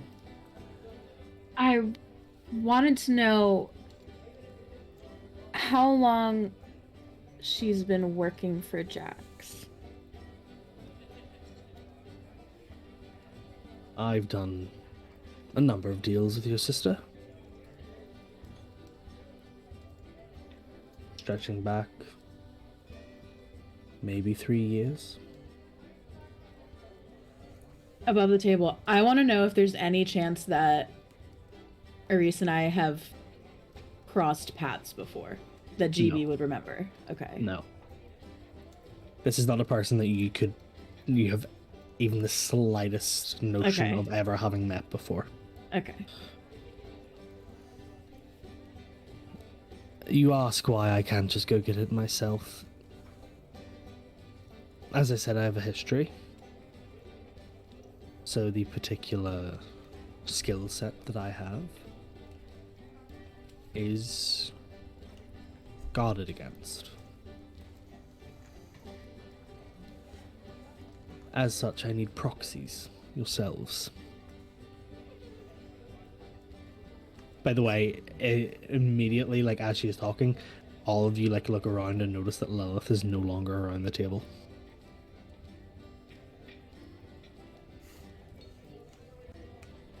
That happens. Yeah, that'll be why. Yeah, that's why. 23 stealth. Lilith, Returned with my knife that the guy took from me. yeah, a couple of minutes later, Lilith just comes back with a knife and a slightly bloodied knife in hand. She does that. Days. Well, So- her notwithstanding, the rest of us aren't the most stealthy of folk. I thought I did a great job. Literally turn invisible. You talking to Grace? No, to Drazian. Okay. I'm She's got a point. more meant Kyler, Kronk, and me. I can. We all minus Lilith and Geraldine. I We can- all might. I also can teleport. Well, yeah, but that's pretty not stealthy, hiding. right? That's not being stealthy, Kronk. Because when you appear somewhere, you're instantly recognizable. I never said that this would be a mission of stealth. I feel Simply like you're one picking of at thievery. nits here. Thievery does to me very often kind of entail stealth, though, right? I mean, unless what do you want me to walk in through the front door? Well, I will get you invites to a party. And Oh, Oh, fuck yes. Yes. Finally. Oh. Oh it's god been- damn it! All right. Party. Son of a bitch! Now you're speaking my Fuck. language. have you ever heard of the Winter Palace? No. Rah rah. Motherfucker. Oh god damn it! I need a walkthrough for this. Shit. I want the lesbian ending. Where do I get the gay ending? I just feel like they're shoving it down our throats that I I want just the gay feel- ending. Character arc, guys. Last of Us episode 3. I haven't cried that hard. Dude, it's just woof. But yeah, so she looks at you and goes, "Is this enough debating for you to understand that I'm interested in this because I also benefit? Of course, if you simply do not want to the information that I offer, by all means." If Sudo says your info is good, then that's good enough for me. I mean, Pseudo at this point is like leaning back, like wiping crumbs off his shirt as he's watched like dinner on a show, watching this all go back and forth. He's like wiping crumbs off his shirt. Yes, her information is pretty much always accurate. I think a bunch of lunatics getting some magic items scattered across Iltenian versus the Aegis chapter collecting things since before the voyage is probably the lesser evil.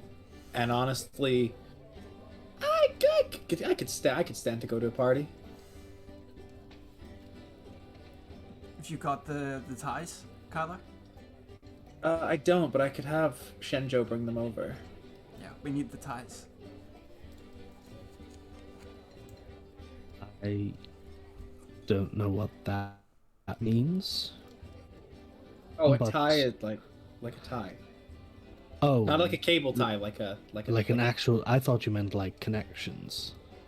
No, like, you gotta look trim, right? He Here's kind a of like robe of looked- endless ties. It's pretty cool. Ah, I see. She kind of like looks around, and at this point, her view lands on Geraldine. And of you, Lady Boulevard.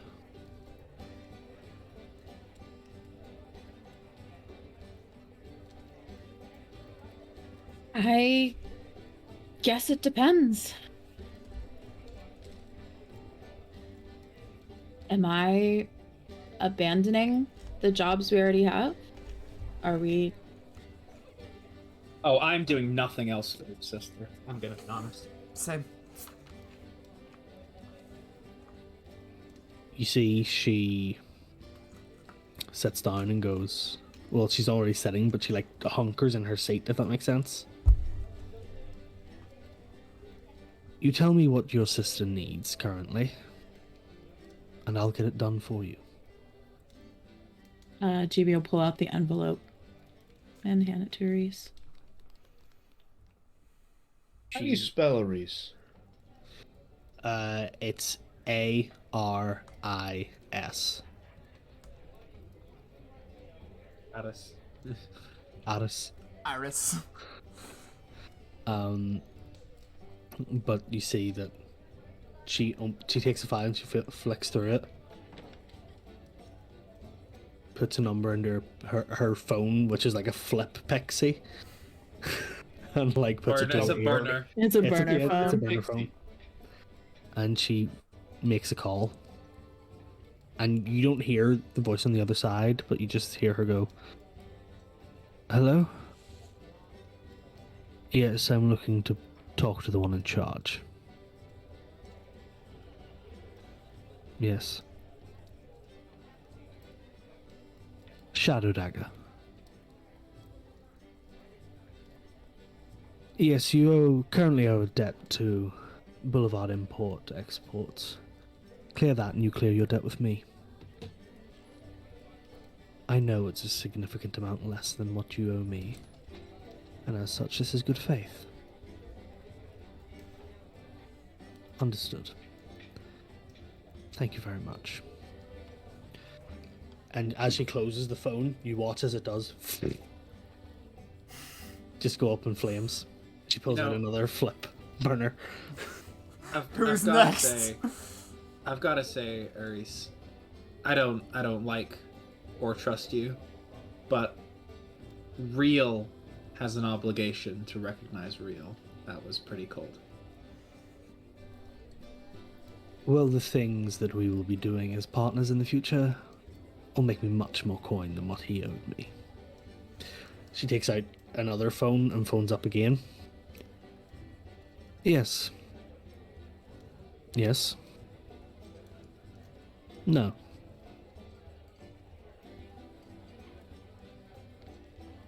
Well, if he ever wants to see him again, then he will clear his debt. That's because I know where he is. Provide proof of the cleared debt, and I will give you that information. Goodbye. Closes the phone. Stone cold. Yeah. Folds that was pretty over cool. the files and slides it back. Done.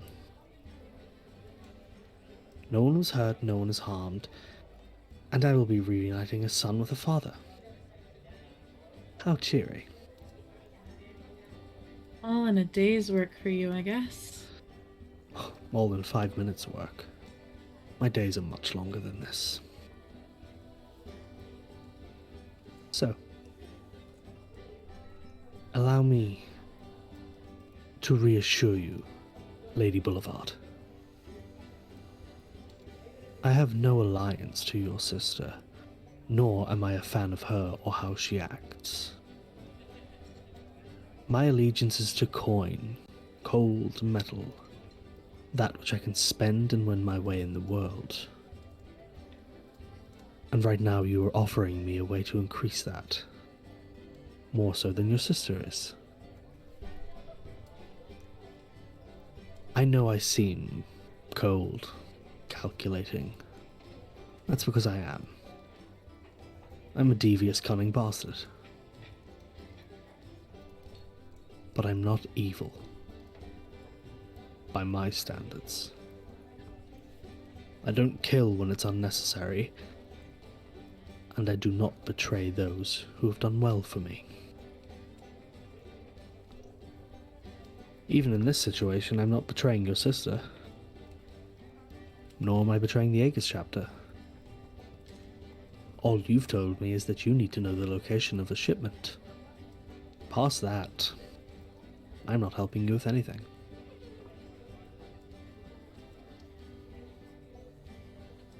So, do we have a deal?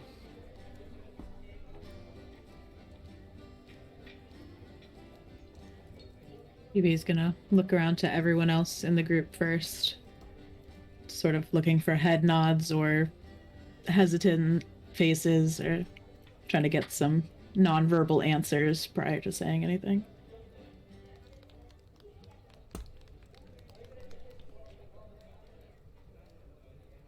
I need Alaska and Chris to make some sort of nonverbal thing, or Alaska verbal. That's a thumbs up. Alaska's There's little thumbs up. a looming thumbs up from the corner. Mage hand. Mage. The unseen You know servant. I'm with you all the way.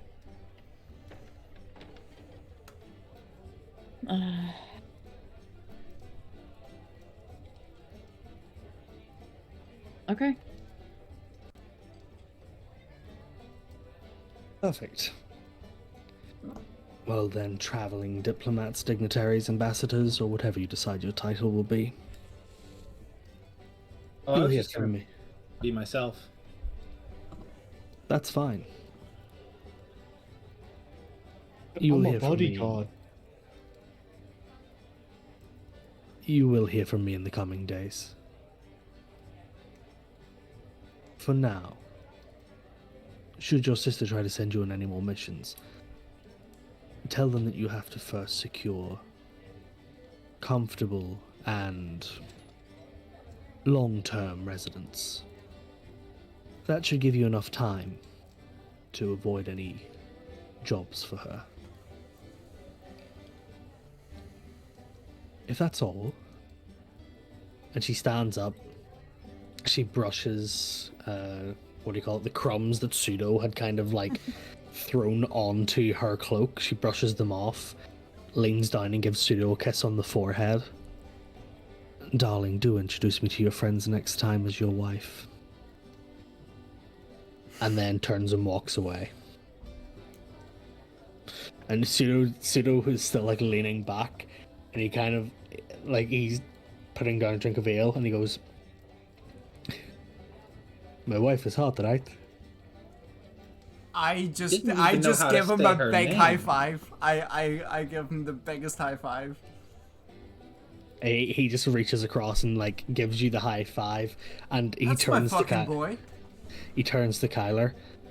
Well, it is not an easy name to say, but it is also very funny when I call Aris to annoy her. Ah, okay. So you have me going. Pseudo, you have me. He's smarter than he looks. I wouldn't say that.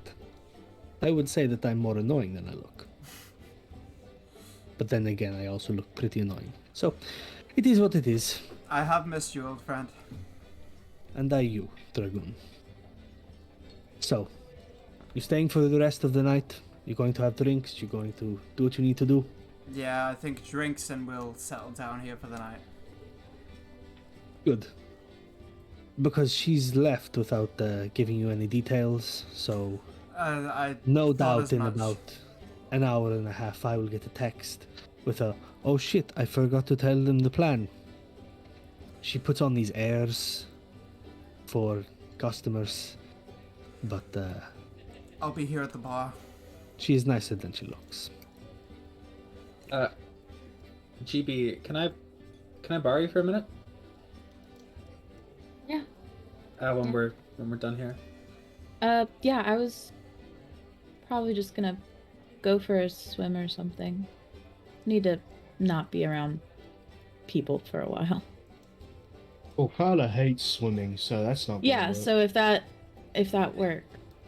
Yeah, I mean, I love swimming. Yeah. Oh, Carla, we're pretty sure you hate swimming. No, I mean, like, Well, you never talk about it. do you hate walking? Like, Well, now that you mention it. well, is there anything you don't hate, for that matter? Killing people. Well, The nobody's perfect. disembodied voice right now is a little more ominous. Yeah, killing people. Alaska from the corner. Suddenly there's a gun at Drazian's head. Okay. What time of day is it? Right now it's edging into the... Edging. Hey, Aha. God. that's what kind of day it is. Hey, yep. Right now it's edging into late evening, 6-7 p.m. So like late evening, early nighttime, if that makes sense. Yeah. Mm. Yeah. We already sorted out staying there for the night, yeah? Yeah, there are rooms available. You just have to like go up and ask for them. You haven't been to the kind of like the like desk. Bookkeeper, yeah. Yeah, the little keeper that like Yeah. keeps everything tracked down. Hi, my name is Phoebe Patrocla, and I'm here to get you all situated. What's happening? So, Hello I'm there. Stacy Patrocla. My daughter, hey, she lives up I'm- north. Hey, what's up? My My name's little Duo. sister. My name's Duo. I'm highly sexual. Only he/him pronouns. Do not refer to me as anything else. You refer to me exclusively by name.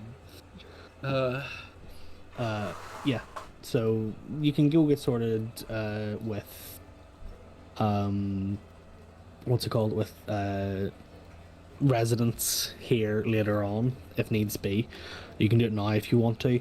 But looking around, a lot of the people in here don't seem to be carrying adventurers badges, and you gather are probably just citizens who come here for food, drink, and atmosphere. The ambiance. And the clout. Ambiance. Yeah, and the clout. Brushes So. with fame. In that case, GB is gonna sort of excuse herself from the table. Okay. Tyler will stand up and follow. Okay. Hands. Just kind of tucks in my pockets, stroll after. Not a problem. Before we continue into that, is what the other three? What are you guys doing? I'm gonna sit and have a drink with Sudo. I've not seen him in like 6 months, so assuming he's not going anywhere, I'm gonna have a catch up with him and kind of praise him of going Everything on is- thing. Sudo would know of Dre being Drazian, but would have called him Dragoon for that long. Yeah. He just wouldn't refer to him as that. Yeah, it's the way like people call me Mux. So, Yeah. Yeah.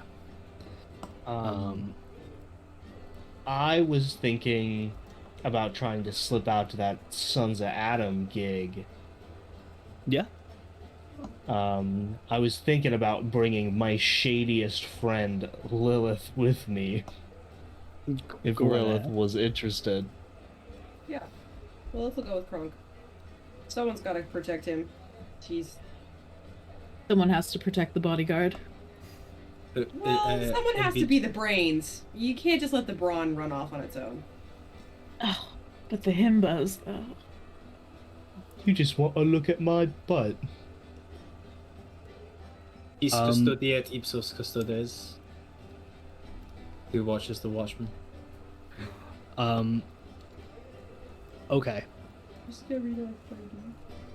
Then, with that knowledge of where the group is splitting off, we're going to take a 10-minute break so I can go refill water and I can gather the details that I need. So we'll meet back here in 10 minutes. Everybody, if you haven't taken your meds, take your meds. Refill your water. Get some food. Rehydrate, re-energize. Hydrate, re-energize, and look after yourself. For now, we will see you back at the end of the break. And we'll get back into this episode. See you in 10 minutes, guys.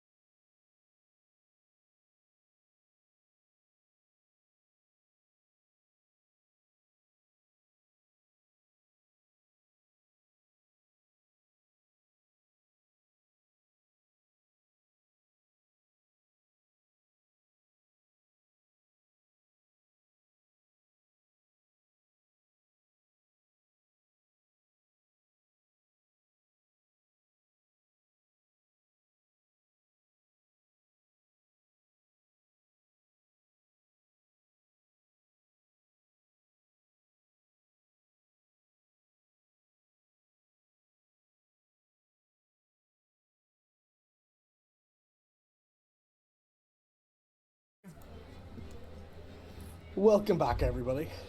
We just had an argument off screen about the Right. definition Wait, of like the Hold on movement. a second. You're Because freaky. something has gone fucky with the screens and I don't know why. Non-video participants. I have non-video participants off, which is what I had earlier. I have no idea then. Did you change the size of the Discord window? No? It's still full size. I have no idea then. Are you on Yeah. the wrong scene? Hold on, give me... Ah, yeah, Well, yeah, no, I'm on the wrong scene, that's why it is. There we go. I'm a genius. There we go, we're Okay. back, we're fine. There we go. So, yes, we had an argument off scene about what you do for like to mine that it's a movie when you're playing charades. All of us agree that it's this, except for Except Alaska, who's wrong. Sorry, I play charades enough to know the general rules for playing charades. Call That yourself sounds a great. gamer? I'm proud of it. Plus, you didn't have Christmas crackers in America. Plus, you fell off. Plus, this We is had the crack time at for Christmas. movies. Did you have Christmas crackers? It's all the white people. Oh, I thought you said Christmas crack. Oh, never mind. Nah, the Vegan crack in energy America bars. is not 90. $90. Okay. So getting back into it. Now, Let's just jump into it. well, let's just jump into it. With the group splitting off. Firstly, I'm going to go to. Pardon me. Jesus Christ, Darcy. Alaska wasn't held enough as a child. I'm not held enough as an adult. I hold you Fucking so retweet. often. I literally picked you up and swaddled you like a baby in a manger. with this all happening, as we're going to first go to Kyler and Geraldine. Geraldine leaving the Adventurers Guild first and being a little bit ahead of Kyler. How fast is Geraldine moving? Um, Is she like towards- power walking? 2.8 no, meters but per second. definitely anxious to get out of there. Where's the closest like large body of water that isn't like I don't know, like The like a ocean. shipping port, like that's not like inherently like people working or things like that. Just like a secluded more area, I there- guess. Like a shoreline. Yeah, there are kind of like large rivers that travel cascading down each section of New Lynette from the two waterfalls that come over the mountain edge. They kind of travel through, so you can be beside those if you want to. You can Are the rivers deep enough for Geraldine to be a shark? Yeah, they're pretty deep rivers. They're not like super shallow. They're not. It's not like could you go deep enough that no one would ever be able to see you, but you can like go underneath and be a shark. Yeah. You have like a swimming costume or something? Like, So we're next to a waterfall. If you want to be next to the waterfall, you're going to be heading upwards. Yeah. Like to the higher districts of New Lynette. Right now, if you want to just stay in the Cloud Song district, then you're going to be just walking to like one of the running rivers. Okay, we'll just do that then. Okay. Okay, how long does it take to get there? 20 minutes maybe. Okay. And as you kind of get there,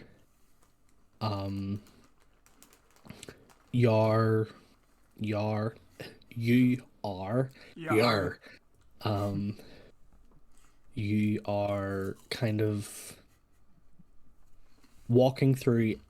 The city is still quite busy at this time, but it does have that air of that it's beginning to quiet down slightly. Yeah. And as you're doing so, you're like kind of walking along the streets, and there's a very gentle kind of noise that just goes throughout the air. Like the breeze. Every now and again you hear people talking. The kind of muted chatter of passers-by. As you get to the river edge, you begin to hear the variety of different bugs and stuff that are hidden in the reeds.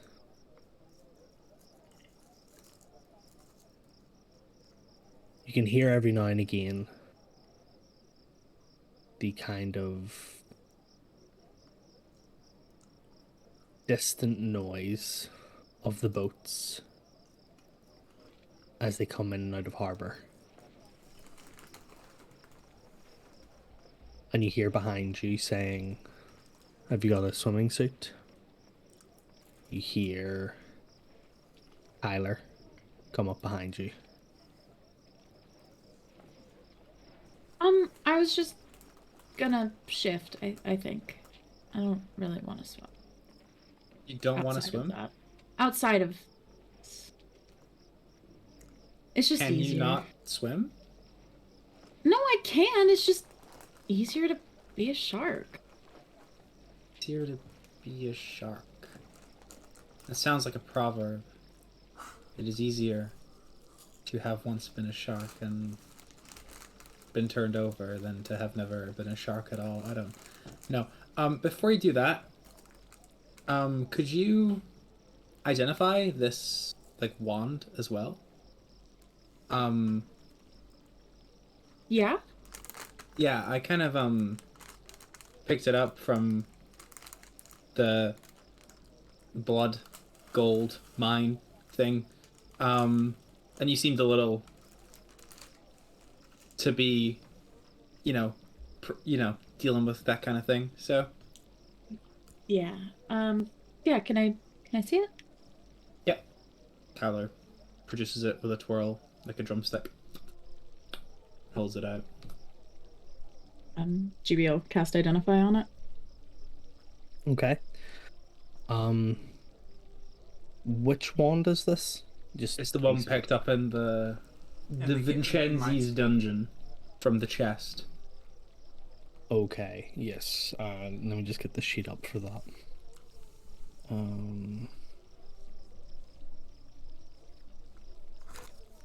I have to go back to my notes from that session. So also let me try and add an item on my mobile device. So guys, D&D Beyond on the mobile is a great application that allows you to access all your character sheet stuff while On the go. on the go while your DM is looking at their notes to find out what it is that the item was that they had given you 3 weeks ago. But Yeah. fun fact, if you use your D&D Beyond app efficiently enough, what you can do is there's a little note section that you can like write down items in there that you've picked up so that you won't forget and don't need to ask your DM. So DM, what was that item I got 3 weeks ago? Oh no, but we don't know what it is because it wasn't identified. Yeah. It wasn't just I forgot. No, I know. I was going for the bet. A wand of fireballs? As you kind of look over this wand, Geraldine, there is the wand itself doesn't have much of a significant design. It is very basic. The tip of the wand is slightly shattered. The hilt is this finely rippled and wrapped leather, And as you cast Identify, it is a wand of delaying poison. It will allow you to fend off the effects of poison for an individual for up to 1 hour, after which they will need to get the poison scene too. Does it come with charges or anything like that? Or? It's once a day. Okay. So, wand of I will delaying. communicate that to Kyler. Oh, well, that seems more like a you thing than a me thing, right? I mean, like, maybe you should hold on to that one. Sure, I'll carry it, or I'll hold on to it. If who knows if we'll ever need it. Poison is... You know, it's funny. I was always told, you know, technically, there's a difference between poisonous and venomous. There is. Yeah. So if you bite something and it kills you, it's poisonous, and if something bites you and it kills you, it's venomous. So, you know, it's a common case of nomenclature, I believe, that affects, you know, because we just call everything poison, even though it's technically not poisonous, it's venomous. So. Yeah. Yeah. Not wrong. Yeah. So, what is, like, going on in your head today?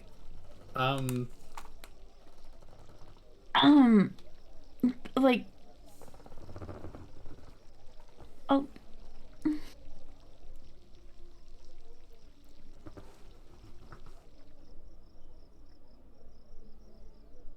I don't know. I'm angry. Yeah?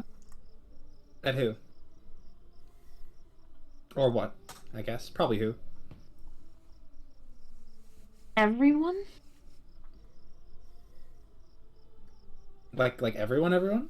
Yeah, like everyone. Yeah, I don't understand what we're doing. I don't know why some things cause problems. I don't know why we choose one thing over the other. I don't understand why I'm here. I don't know why my family is like this, and I think I'm just angry.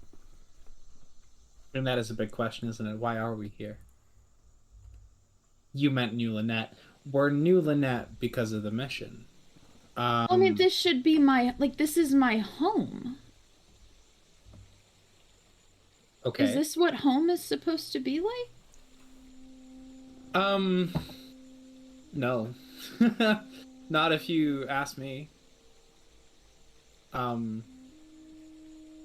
This is all there is. And we're still supposed to do these jobs. We're supposed to now go on a heist, which is somehow morally less reprehensible than going and collecting some gold. Like, I don't understand. Well, you know. Because it's really not. So we're doing a job for someone who does jobs for Jax rather than doing a job for Jax. Yeah, but the difference is we would actually achieve our goal doing a job for someone else. Jax is never gonna give you what you want. I mean, none of this was ever about what I wanted. I mean, she's never gonna give you what you need, then. What we need right now is to get back to school. Well, And so yeah, maybe in the, you know, kind of... Oh, you could argue that collecting debts someone owes is less terrible than robbing someone to rob someone we were going to rob anyway, but also consider the fact that at least the latter, we're kind of going to be able to stop doing it soon. Are we? Am I? Our families are really different, Kyler. You...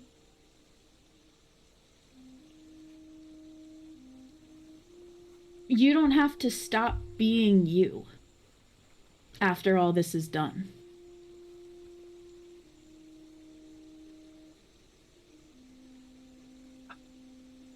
I don't feel a lot like myself doing it either. Yeah, but people hear your name and people are happy about it.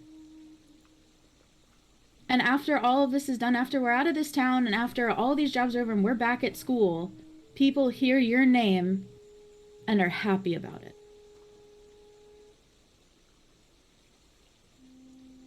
Do you mean my last name or like? Because I mean, when I hear your both. name, I'm happy.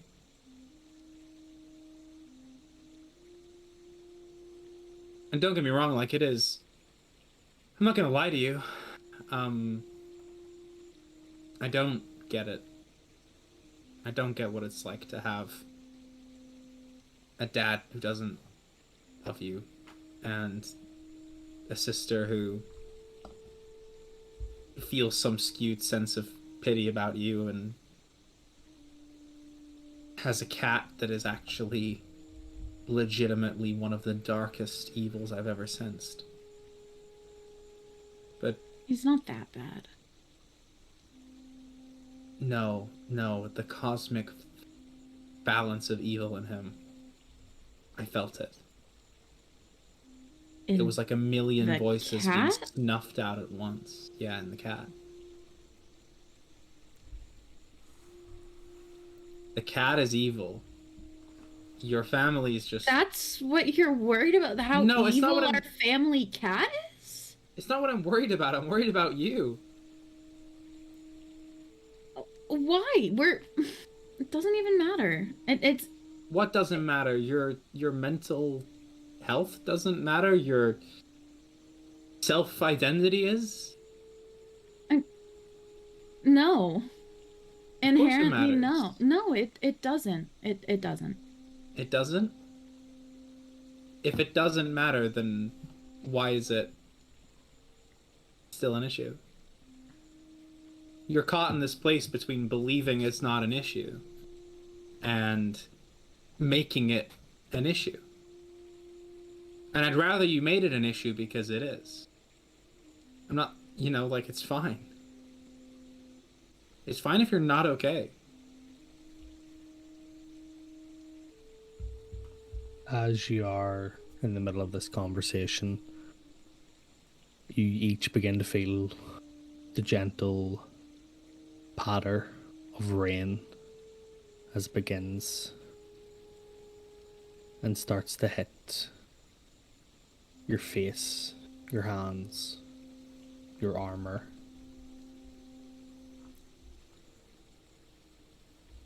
You are still standing beside the river as well. So I just want to know how to make this easier for you.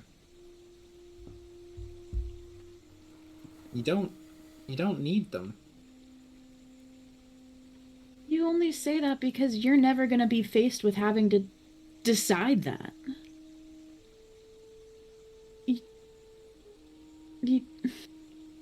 What do you mean? I'm never gonna have to choose between my sister and the right thing?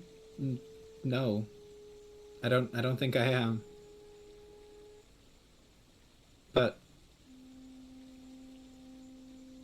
that I can't tell you what's right for you. I can only tell you what's right for me. But I hope you value my opinion enough that you'll at least consider it.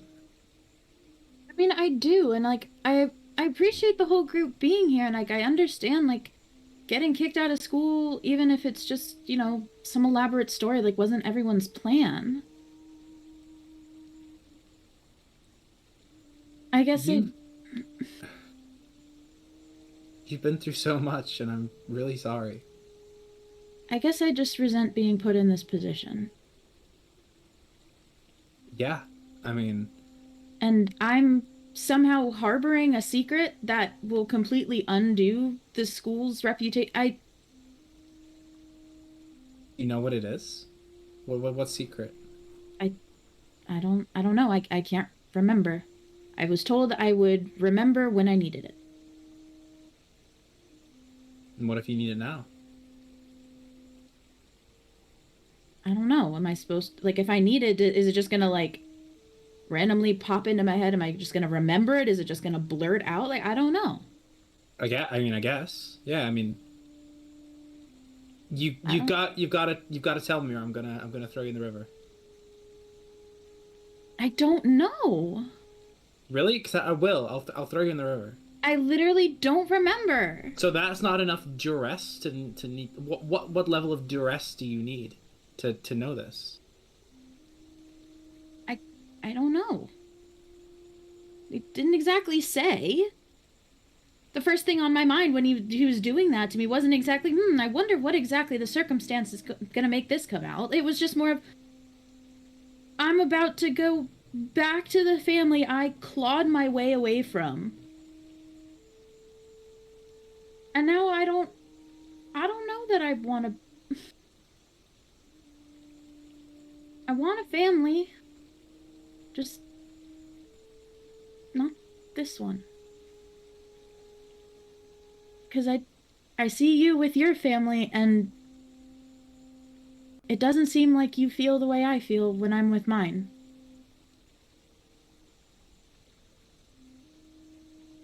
No.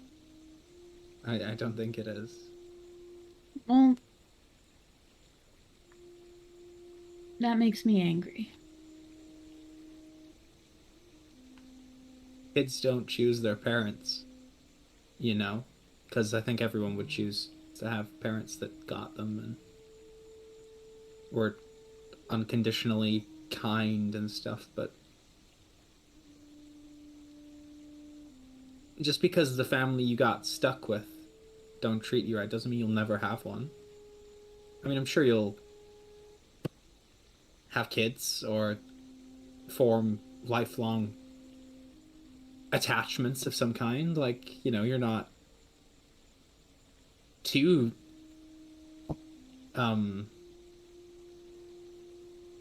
that sentence does not have a good way to end. So we're just gonna full stop there. Okay, well that makes me feel so much better, actually. Yeah. Look, I don't think I've ever really encountered a problem that I could not immediately fix. So the fact that I can't is kind of dreadful, I'll be honest. Like, do I have to fight your sister? Like, go Triton a businessmano on her? Or, like, do you need us to go back and say we can't do this? Do you need us to push on? Like, I don't know what you need. I don't know. I don't know. I don't want to be in this position. I don't want to go do whatever this artifact is. I don't want to be here. I don't want to do any of it. And the longer I stay here, the angrier I get. We could ask for help again. We could go to the... We could call for Vite, or... And then everyone looks weak because of me? Because I can't stand up to my parents, everyone gets punished for it? You guys can't handle a mission? No. I'd rather someone said something about me I knew was a lie than know for a fact that you're not okay. I don't think there's any way this ends with me being okay.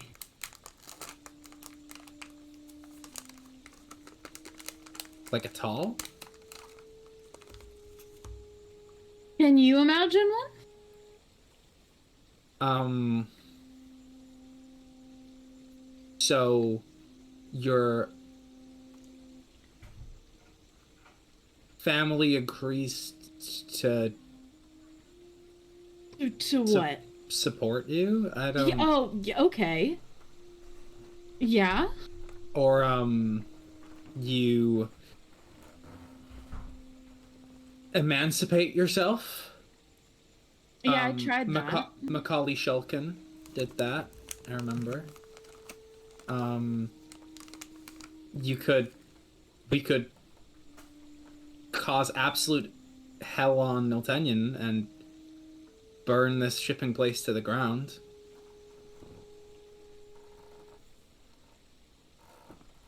I can't tell you what you want. I can just tell you that I'll do what you want, you know?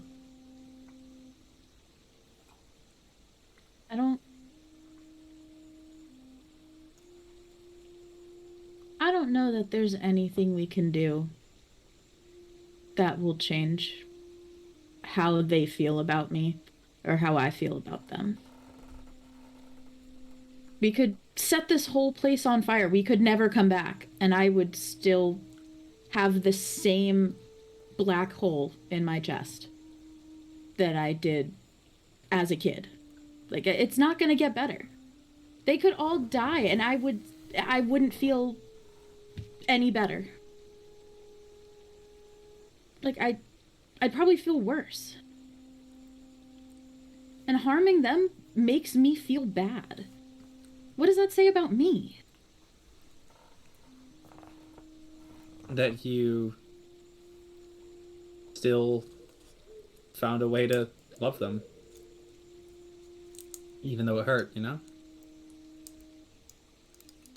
Yeah, I wish I could say the same about them. Mux, Yes. can I Arcana check how to reveal the memory? If there's a way. Like, what if there's a specific way to, like, trigger the condition of the spell? Go ahead. I need to go to my mobile phone, guys. The D&D Beyond app as We love the D&D Beyond app. I need to. There we go. Kyler Crest Wave. It's got a nice little snowflake effect.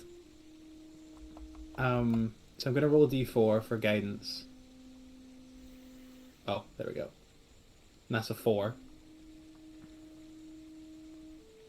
And then Arcana. Okay. I'm gonna use my Channel Divinity on it Okay. for a 28. Okay. As you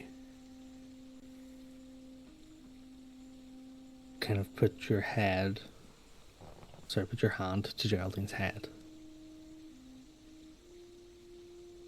you feel this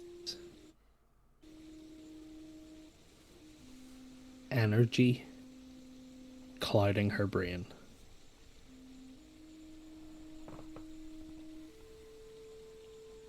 As you begin to delve deeper into this energy,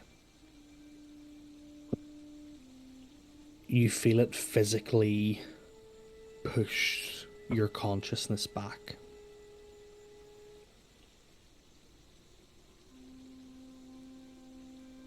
You feel it continue to push you back and further away until you're at the edge of Geraldine's scope of consciousness. Do I sense anything while this is happening? Like, do I know what's going on? No, you don't feel anything. So Kyler just randomly puts his hand on my forehead. Okay.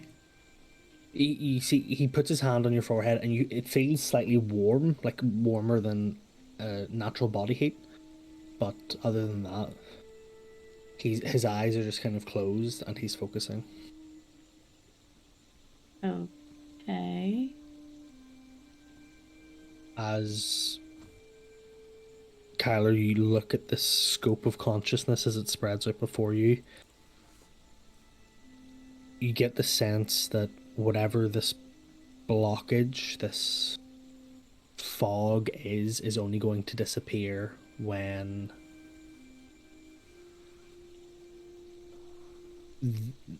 Geraldine is truly in fear and danger for her life.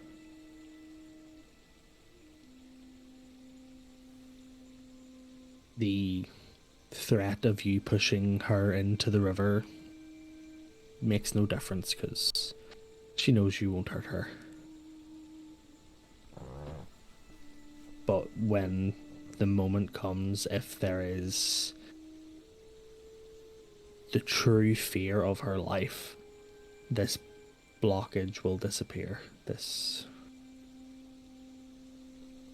prison that is holding this fact captive will disappear and reveal itself to Geraldine. And with that, you come back out of this mindscape, and you're back standing on the riverbank with Geraldine. Sorry, I probably should have told you what I was doing. Yeah, maybe. No, it was totally chill. Bit of a Kyler magic. We could figure it out, maybe, but it requires you to be like shit your pants scared. Yeah, that it. Did you just go into my brain? No, I didn't go into your brain. I examined your brain. Was that not cool? I mean, a heads up would have been nice. Yeah, that's why I said I probably should have told you. It was a totally non-invasive procedure. I didn't see your deepest, darkest secrets or whatever. I was just checking out the magical effects on your mind in a totally above board way. That might, yeah. No, I get it now. Yeah. Yeah. Right. Ultraviolet spectrum. Yeah.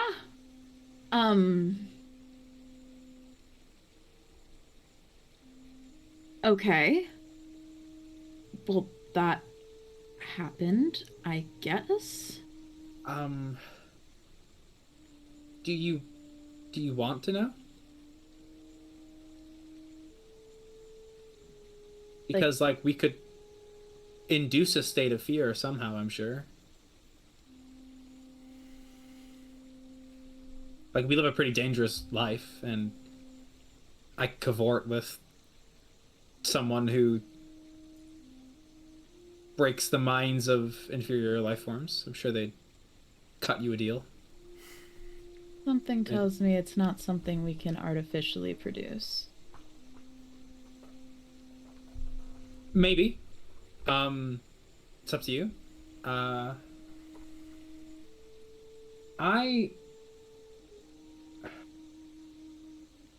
sorry I don't know how to fix this. I didn't expect you to. Really? You didn't expect anything from me? I'm kind of someone people expect things from. No. I didn't No. expect anything from you.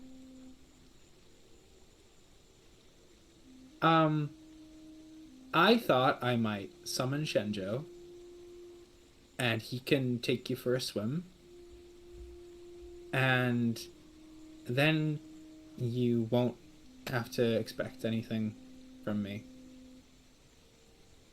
I didn't mean it like that. I didn't think you had the answers. Kind of figured if I don't have them, no one really does. I'm kind of guessing I'll stumble into it eventually, or I don't know, maybe this will maybe I'll find a breaking point here. Maybe I don't know. Maybe, I don't know. A breaking point? What, you just snap and come into your arms with a necklace of fireballs and some bike chains?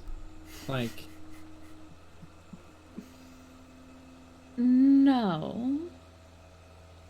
Okay. Not quite. Is that something you think I would do? No, but like I don't know what a breaking point sounds kind of ominous. Like a breaking, like I past Yeah, this like- point, I have a psychotic break or something. Like, what do you mean? What do you mean, Geraldine?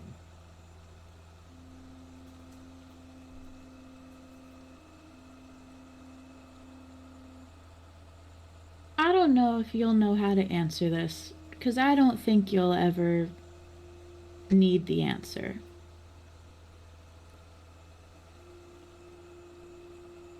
But how do you deal with the expectations people have of you because of your parents?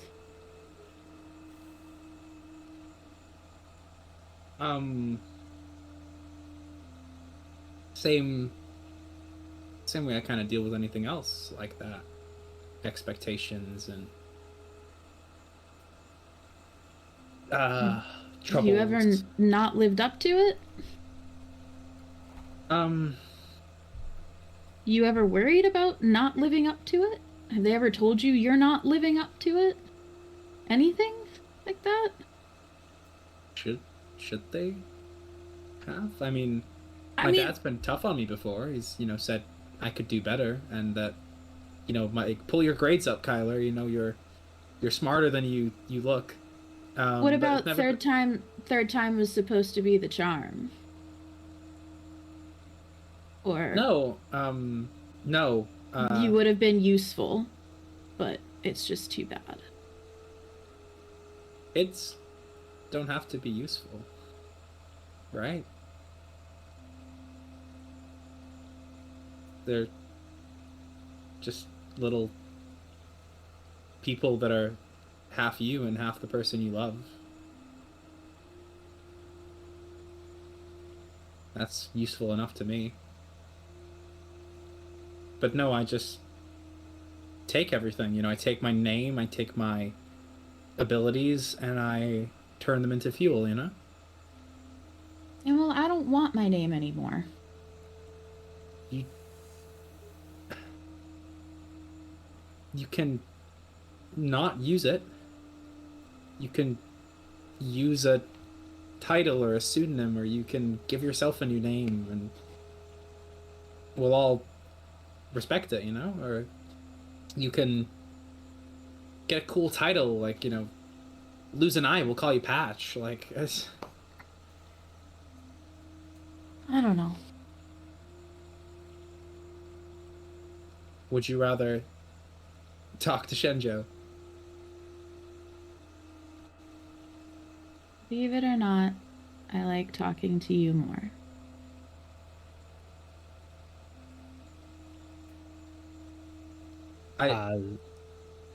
Okay. As she says this, you both hear, with this rain now, the distant sound of thunder. Thunder. What are you doing Crest in Wave, is that you Lynette? over there? I know you're there, Crest Wave. Do you get to the Cloud District often? No, of course you don't. And the thunder begins to kind of beckon that it might be time to head back inside, as the rain itself does start to get a little heavier. I don't think that bothers Kyler, I'll be honest. It's just water. But if it bothers GB... I feel like there's a certain amount of comfortability with it, but I think GB still wants to go swimming, so... It's thunder, not lightning, right? Or die. What, they come with the other? I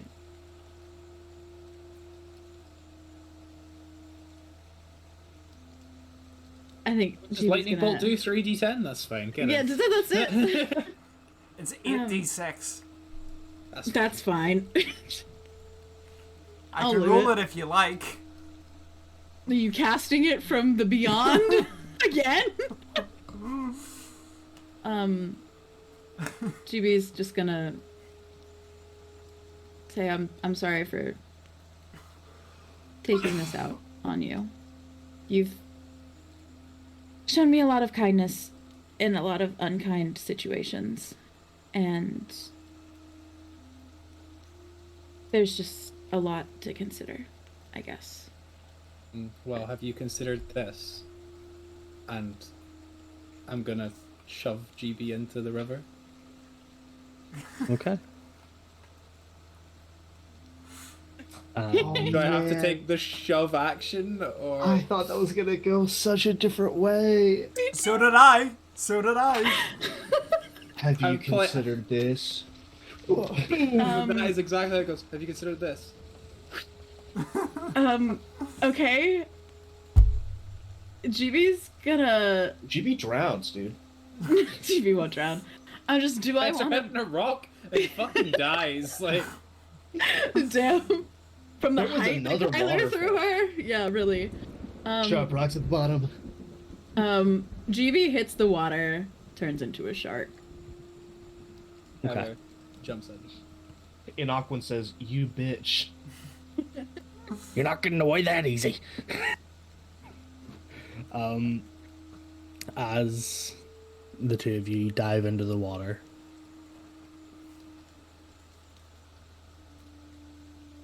we go back in time a bit before the rain,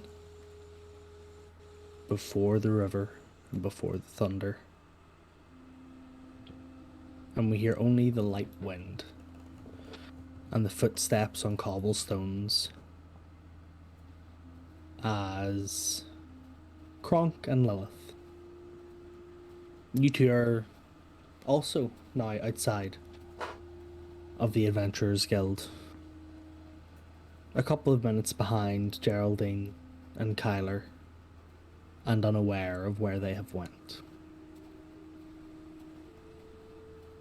But you're still here on a dark city street. You can see in On a the dark desert highway, cold wind in my hair. you can see in the distance the beginnings and the flashing in the distance of thunder. Sorry, of lightning. But the rain hasn't hit you yet. And it seems to be too far away for you to audibly hear the thunder. Lilith, Yes, Kronk. how do you feel about being wet?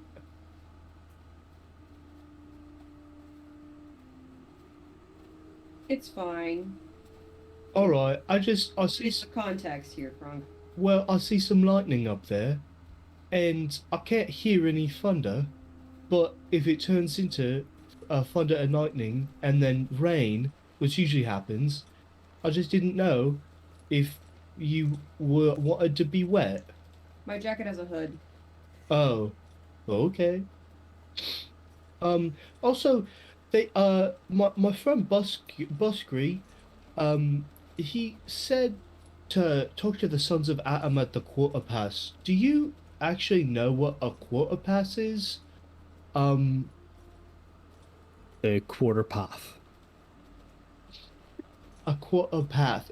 Do you know what a quarter path is? Can Lilith roll something if she knows? Because I don't know. Am I supposed to know what that is?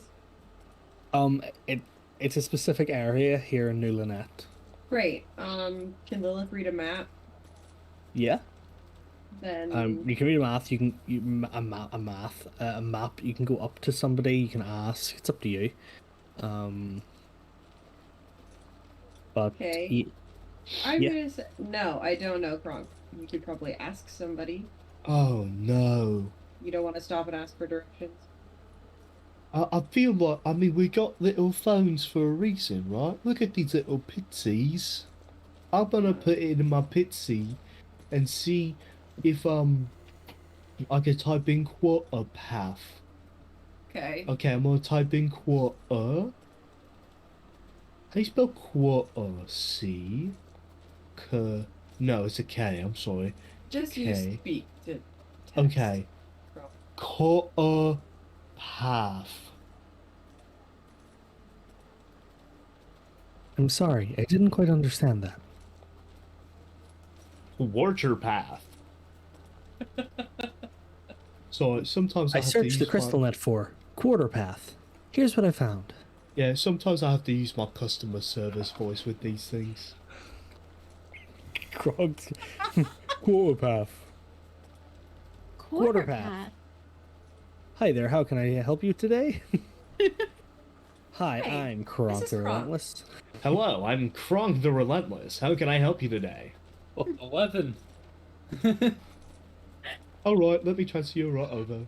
I'm sorry. Let me transfer you right over to the correct representative. Thank you for calling in today. Have a good day. Goodbye. Oh, Weatherman Kronk. I'm sorry. Your voicemail was not able to reach the intended target because the voicemail box is full. The target is depressed and does not clear out their voicemail box. Have a good day. Goodbye. Damn, at me. Yeah, same. okay. There is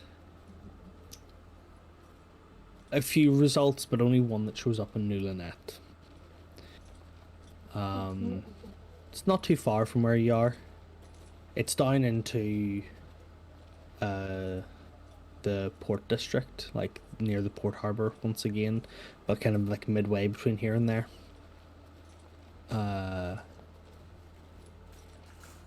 What do the And reviews look like on it? there doesn't seem to be any reviews. It just seems to be like an area, like a landmark almost. Okay, like if a park would show up. Yeah. Okay, gotcha. Oh, it's a path that looks like a quarter.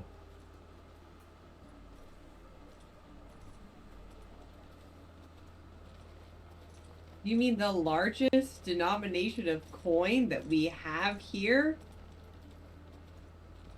I was more thinking that if you take a circle, right, Lilith, and you cut it in half, right, and you cut the half in half, and then it's in quarters, right? It looked like a quarter. What were you talking about? Never mind, Kronk. All right, Lilith decides not to reveal she comes from a different dimension. a different dimension with something bigger than platinums. Is quarters. No, you don't understand. I come from a place that's far, far worse than this. You have dragons. We have Detroit. I love Detroit. Why does everyone gotta hate on Detroit? Shout out to Honestly. Brandon. Shout out to Brandon. Old man loves Detroit. I love Alt- Detroit. Altman My favorite bar loves- ever is in Detroit. I will not have you slander it. Okay. Then I'm assuming you guys head towards the Yeah, quarter the path. nickel path. Look at this Nickelback? photograph. Every Yeah. time I do it makes me laugh. As you Quarter path. as you guys travel, you walk through a number of different smaller streets of the city. At one point, you actually go through like a blacksmithing quarter, and you hear the kind of distant hammers and working of the blacksmiths doing what they're doing. But before long, that also fades away. Lilith, have you, this reminds me, right, I'm walking through a blacksmithing district right now, right? Have you ever been in a blacksmithing district, but after it's all closed down for the night, have you ever, like, walked through and it's just completely silent? It's very eerie. Have you ever done that? No, Kronk, I can't say that I have. was very interesting because you know when you're in a blacksmithing district, you expect it to be all loud, but then it's not. I just heard a bell. Did you hear the bell? Yes, I did, Grog. Me Whatever llamo could it be Kronk. signaling? I'm Croncora the Explorer. Did you hear the bell? How many times did the bell ring? 2! Like, That's everybody, right. hey, Kyla, stop swiping. On Finder. Like Tinder for, people with fish. fins. Fender. But for fish, Finder. Oh, good heavens. Plenty of fish. No, that was Plenty just of the same. fish. Plenty of That's fish. definitely that was definitely the one. I feel Finder was really good, but Plenty of Fish was right there. Anyway, I was just Hoffwings making. only. Oh, As, Hoffman's as only is you, very funny. I was just making small talk. Ba, ba, ba, ba. as you are having this conversation, you pass once again from the Cloudsong district into the lower district of Newlinette, passing through the large kind of archways that they have that separate these different levels. As the gate lifts and then lowers again once behind you, the kind of guards that are positioned there opening the gate for you and closing it and wishing you both like stay safe, have a good night, make it home well, that kind of thing. Before long, you arrive at the quarter path. It's a less populated part of Newlinette. A thin cobble road that forms out into a circle and has two interconnecting paths through it that do cut this circle into four quarters. Oh, And you've been told, well, you have your instructions about what to do. all right. So according to Buskree, he just said, talk to the sons of Adam at the quarter path. If there was anything more specific, I forgot to write it down. As you come here, there are a number of benches that are kind of littered around this area. There's an older fellow, kind of a brownish, greyish, dark suit on, a hat on his head, and it looks like he's almost sleeping on the bench that he is sitting on. Hey Lilith, do you think that your what is it? What is it? Gentle fingers? You know, the thing that you run with. The what is it? Hand and toes? What's your little Gentle hand. gentle hand? Yeah. Do you think that they know the sons of Adams? Do you think they're friends?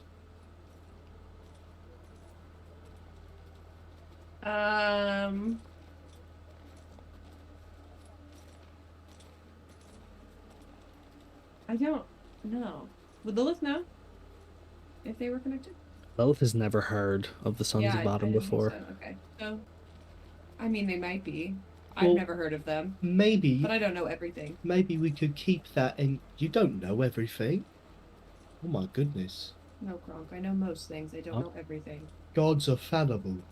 Oh my god. Well, maybe keep No. it in your back pocket and we can use it for street cred. Moments after you moments after you say the name Sons of Adam, you hear footsteps follow up behind you. Boss music starts playing. Dun dun dun dun dun. A large red bar. Na, na, na. No, you hear footsteps come up behind you. Menacing footsteps that might No. be holding a knife or No, just normal Just footsteps. normal feet, Not malicious And- feet, normal. And not feet. bare feet. not bare feet. Good. You Oh my god. you hear Thank you, cat. a voice. You are looking for the sons of Adam. Yeah. How'd you know that? Did I talk that loud? I might have. You are quite loud, Kronk. Oh, sorry. Do you turn around to look at Yeah, the? Lilith is turning around to. Yes, yeah, I, oh, I, yeah. I was not just facing away, although that is very Kronk. Thank you for asking. You turn to see an elven fellow of short stature, fine red, uh, fine red attire. Looks like a double-breasted blazer that kind of folds over itself. These impeccable, like silk or like satin trousers into a shined to perfection pair of red shoes. On his breast, he has a pin of what looks like a sickly yellow sun with parts of it that look slightly darker than the rest, and a mountain rising up into the sun, almost like blocking out a section of it. So, are you just fancy for fun, or are you representing the sons of Adam? To call myself a representative would be rather presumptuous of me. No, I am but one of the followers of the sons of Adam. I am here to take you to them if that is what you desire. Yeah, my good friend Buskree, the plant guy, he used to be a blood fighter. He's one of my old buds. He said that I should come and mention him. I'm afraid I'm not aware of who Baskri is. But that is not to say that other members of the Sons do not. That's okay, I understand. Do follow me if you desire. And from what you need to know, should you see another member of the Sons of Adam, you will call them Wheel Turner. This is how we greet each other. Greetings. Wheel Turner. Like from Greetings, the Wheel Turner. like from Pirates of the Caribbean, Wheel Turner. I have no idea what that reference is. Was your father Wheel Turner? No. Oh. Never mind. This way, then.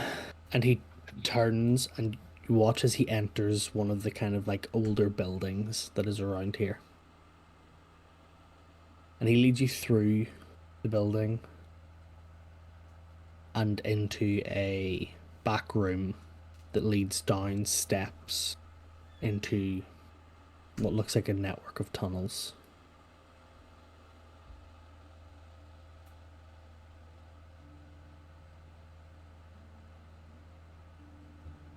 As you follow him through these tunnels, you do see a number of other individuals who are all dressed in different versions of this red, fine attire, but they all bear the same pin that this individual bears. Hey friend, what's up with the... Oh, I'm sorry. Hey, hello, Wheel Turner. What's up with the, pin? The little sun. Is your son okay? He like looks at you confusedly and he goes,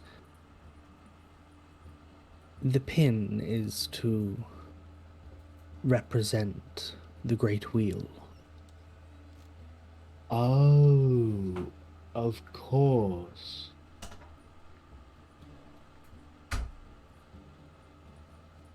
Lilith And just he- looks at Kronk like, What the- right. Like, what the Yeah. fuck have you gotten us into? Yeah, Lilith, the great wheel, of course, because it's Uh-huh. because it's adopted son and Yeah. mountain baby. You know, He like looked. wheels.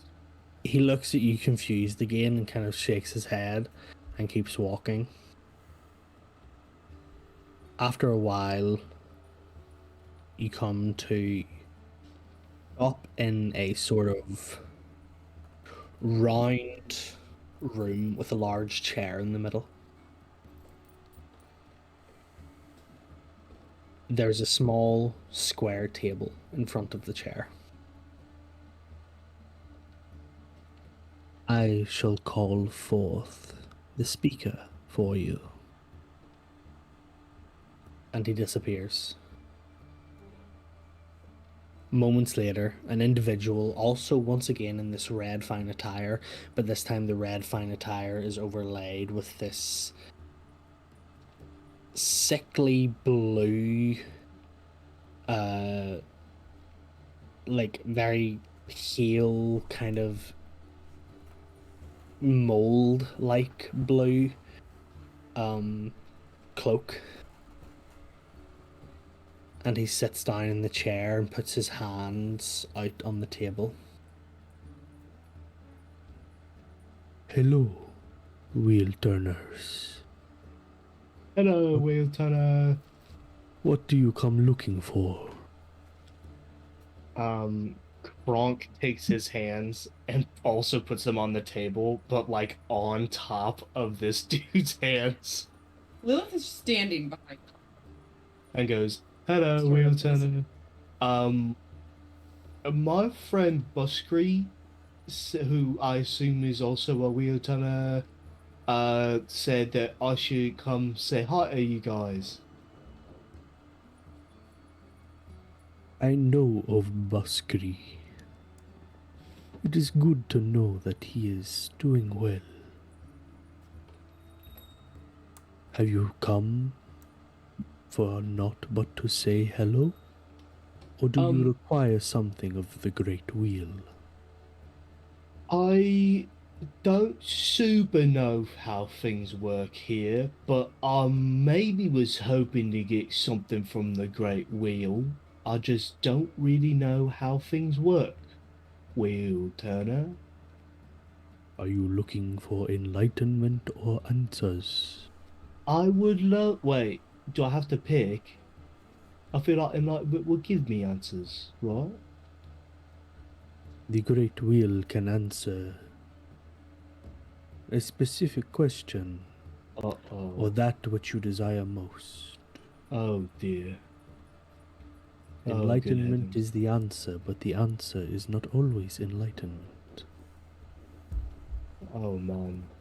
I feel like this should Do be we only something. get one question? It is all that the minds of mortals such as us could handle. One question per full moon. One question per full moon. You know, I just realized you guys are the sons of Adam, like the sun in the sky, and not the sons like, No, we like, are the sons of Adam. oh, like, not daughters but sons, like you Yes. parents and children.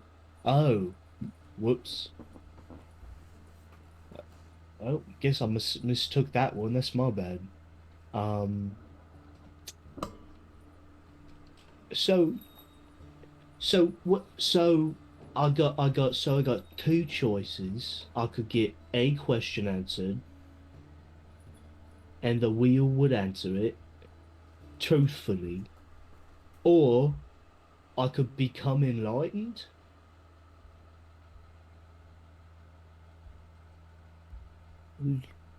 Enlightenment is not permanent. Enlightenment requires... It will solve a deep-rooted issue that you currently face. Oh. Well, hey Lilith, what do you think? Lilith, do you have any deep-rooted issues? I have several. Well, it seems like enlightenment might be a good thing for you, unless you've got any pressing questions you need answered. Yeah. No, I think I'm pretty. I think I'm pretty solid, not leaving these problems. And I don't need them answered. Well, Lilith, I mean, we're already here, right? I mean, I mean, you might as well. I can tell that your friend is unsure of the power of the Great Wheel. Here, I'll go first, alright? And then you can see what happens with me, alright? Do I have to pick? Because I don't know myself well enough, I don't think, to know what my big personal issue is. So if I choose enlightenment, what'll happen? Will it dig deep into my soul and pick something for me? Or if I'm kind of too dense to know, will Though I it just may go skip? though I may be the aged one, I am not of the power to understand the Great Wheel. Huh. All right. Well, I'm on board. I'll instantly believe you. He stands up from the table and he just nods at you both. Follow me. Yay! Do I get a cool pin after the wheel? Should you desire to join our order, then you may. Yay! Lilith, you want a cool pin too? No. Oh, but we could be pin buddies. Lilith, we could be pin I buddies. think I'm already in enough. It is. What is it? But you always hated following orders anyway, isn't that right, Lilith? She's just gonna follow this guy. Okay. Oh, she'll come around to it. She'll come round. As you begin to follow this person who calls himself the Aged One, he leads you through tunnels, through doors, past rooms filled with these individuals clad in red attire. Some of them reading books, some of them joint in discussion. And finally, he leads you to a large, locked double door, like a very large door. He takes a key out from around his neck and unlocks the door. As he pushes the door open, you're both immediately hit with the smell, the pungent smell of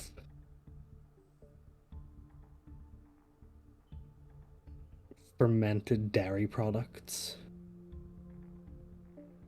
As you walk into this room to find a group of red-clad individuals Would you believe surrounded by UDF? candles, worshipping Oh my the great god. wheel of cheese. This is the group of the Sons of Edam.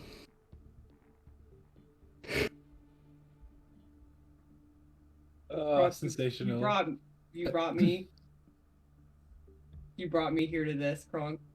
The Aged One The wearing aged one. the Oh moldy, my the god. blue mold cloak of stinky blue cheese. All right. The Sons of Eda. Oh, you know that. Okay. All right. I get the the sun. cloaks now. They're baby bell cheeses. It's like a little cheese. I get it. See, now I feel like we could spin it, and I feel like we're fine, right? Yeah. Spin the enlightened cheese, Kronk, and tell me how you feel. Well, why don't you go first, Lilith? Oh no, this cheese is not for spinning. This, whenever I say this is a giant cheese, this cheese is bigger than like most houses that you have seen. Can I grapple the cheese? Technically could, Can yes. No, go ahead. No, I want Okay. you to go. No, you go first. All right. All right. Great aged one. Um. Oh. Wheel turner. Uh. How. How do we. How we. Do this? First, like those who milk the dairy that makes the cheese of the wheel, fall Oh. to your knees. Oh. All right. Hey, Lilith. Let's get on our knees. I'm gonna kill you for this later, Kronk. All right. Come on, Lilith. Okay, she does. Kronk, the aged On my one, knees for cheese. the aged one walks to you with a small parcel of cheesecloth and unwraps it to reveal, like like the wire that they cut cheese with, Mhm. a length of that, Fantastic. and he asks you, put your hands upon the cheese wire. Is this where I decide in like me or answer, or is that later? This is where you decide. I think I might go answer. What is the question that you want answered? How do I make my friend Geraldine happy? You watch, Kronk, as your hands touch either side, like the two handles of the cheese wire. The actual wire itself begins to glow with this blue and yellow light. And the aged one takes hold of both handles of the cheese wire and pulls it taut. And like a procession march, takes long, striding single steps up to the wheel of cheese. And shaves off a piece. Holds it upon a display of cheesecloth and returns to you. Imbibe of the body of cheese. I will imbibe. Lilith, what does imbibe mean? Lilith, what does imbibe mean? Just say it with your spirit. And with your and also with you. And also, Do and I eat it like with Yes. my. Oh yeah, all right. And Kronk eats the. Oh, thank you, wheel turner. Oh, and Kronk, eats it. as you eat the first bite of cheese, it barely grazing your teeth as you bite down. Your mind is pulled out of your body, and you're suddenly in the swirling vortex of blue and yellow. Time itself is flying past you as you look at everything that has ever happened, everything that will happen to you in your life. It begins to hurt your brain, but you begin to feel this warm, soft embrace before you realize that you're in a melted cheese cocoon that surrounds you, keeping you safe. On the walls of the cheese cocoon, Oh, I'm you not see, so sure how this is happening. as you uh as you look at the walls of the cheese cocoon, you see the faces of your friends. They cycle through a variety of different emotions before the face of Geraldine looks and remains sad. And your body and your mind begin to shake. And you see a vision, a calm vision of Geraldine, Kyler, Kronk, Lilith, Drazian, and three unnamed unknown, smaller creatures that all sit around the table. It looks like 3 children.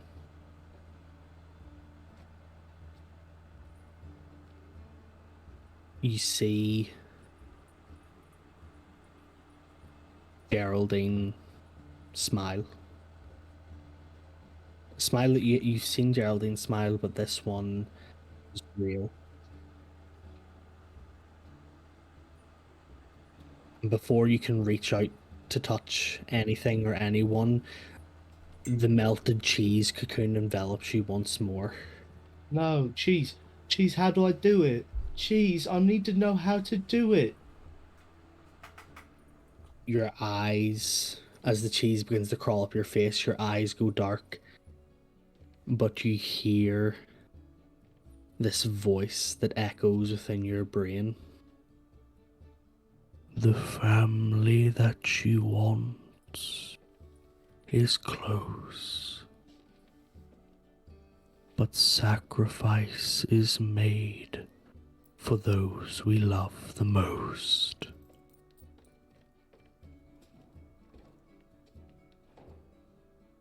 And you're back into the room on your knees, but now this large peeling of cheese is completely gone. Lilith, from your point of view, Kronk just absolutely demolished like a solid 10 inches worth of cheese. We've all been there. What white people things. Kronk looks like I devoured 10 inches all the time.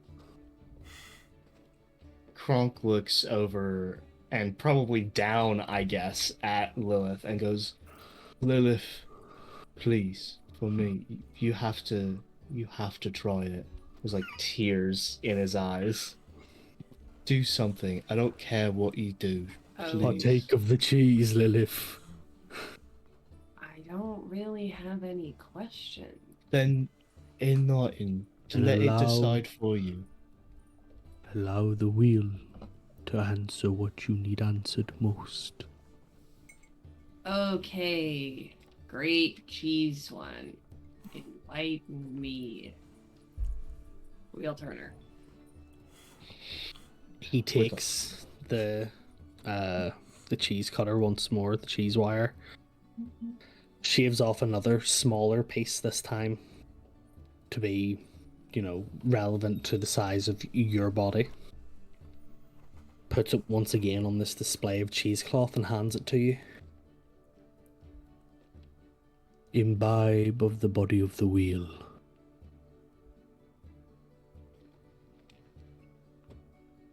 Christ's body has been broken for you. I'm lactose intolerant. Is this gonna hurt? No place for bigotry. Does Lilith eat the cheese? Yeah. She's gonna regret it later. My tummy hurts. Do you still love me? Yeah, Lilith did crazy later. Okay, I ate a bunch of cheese. I'm My tummy- lactose intolerant. My tummy hurts. Do you love me? Lilith, as opposed to what it was for Kronk, for you, there is no ripping of your body from your mind. No, man. There is no flight through the course of your life. You take a bite of the cheese and blink, and when your eyes open once again, you're in a tavern room. 2 beds, single. In one of them is a sleeping female figure turned away from you. You cannot see the face of, but you see the poke of a dark red horn and dark blue hair.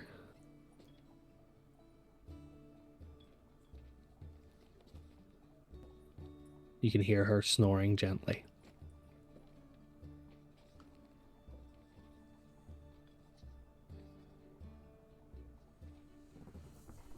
You look around and you find that you can explore the room freely, but you can't leave the room.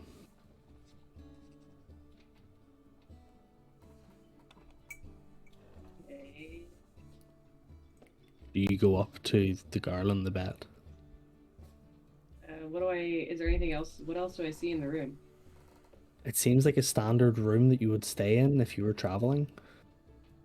2 single beds, about 5 feet apart. Because they're not gay. Well, I'd like to hope not, considering who this person is. 2 single beds about 5 feet apart. One is messily made, and the other has someone sleeping in it. A number of bags at the foot of the bed. And the door which leads outside, which try as much as you want, you cannot open.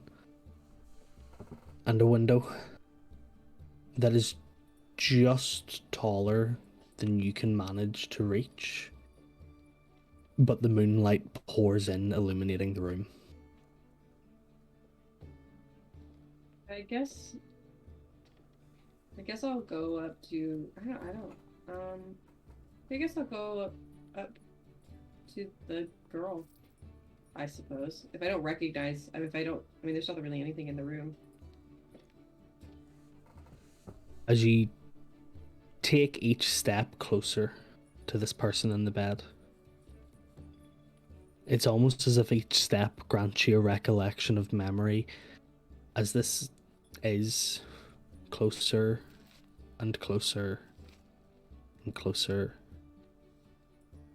And with each step, you begin to remember what this room is, where this place is, who this person is.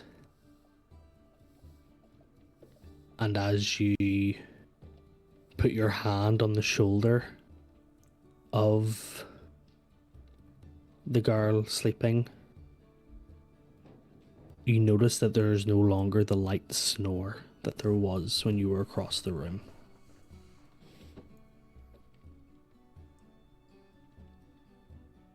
As you put your hand on her shoulder and you roll her over,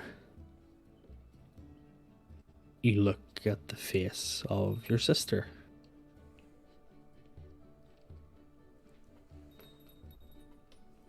Cold.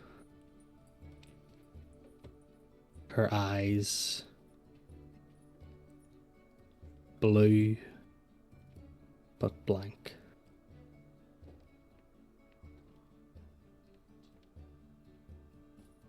Her breath catching but not gone quite yet.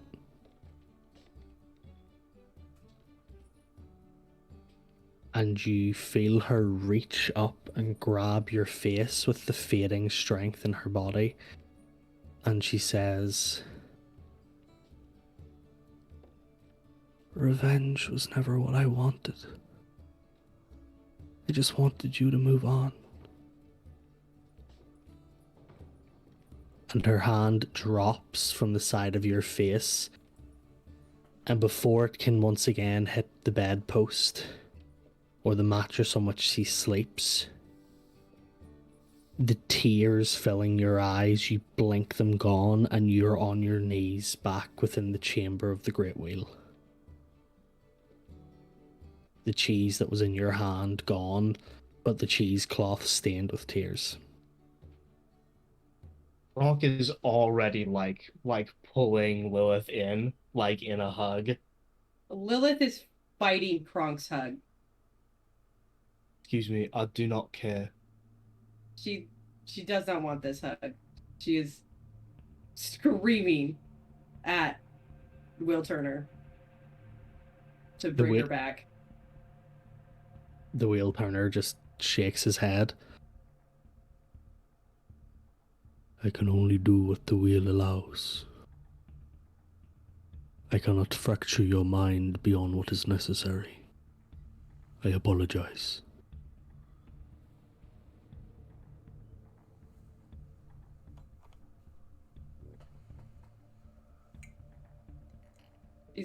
Lilith is angry. And with Lilith's anger, and the group each having explored different facets of what lies for them, be it in the future or in the past, we're going to call tonight's session here.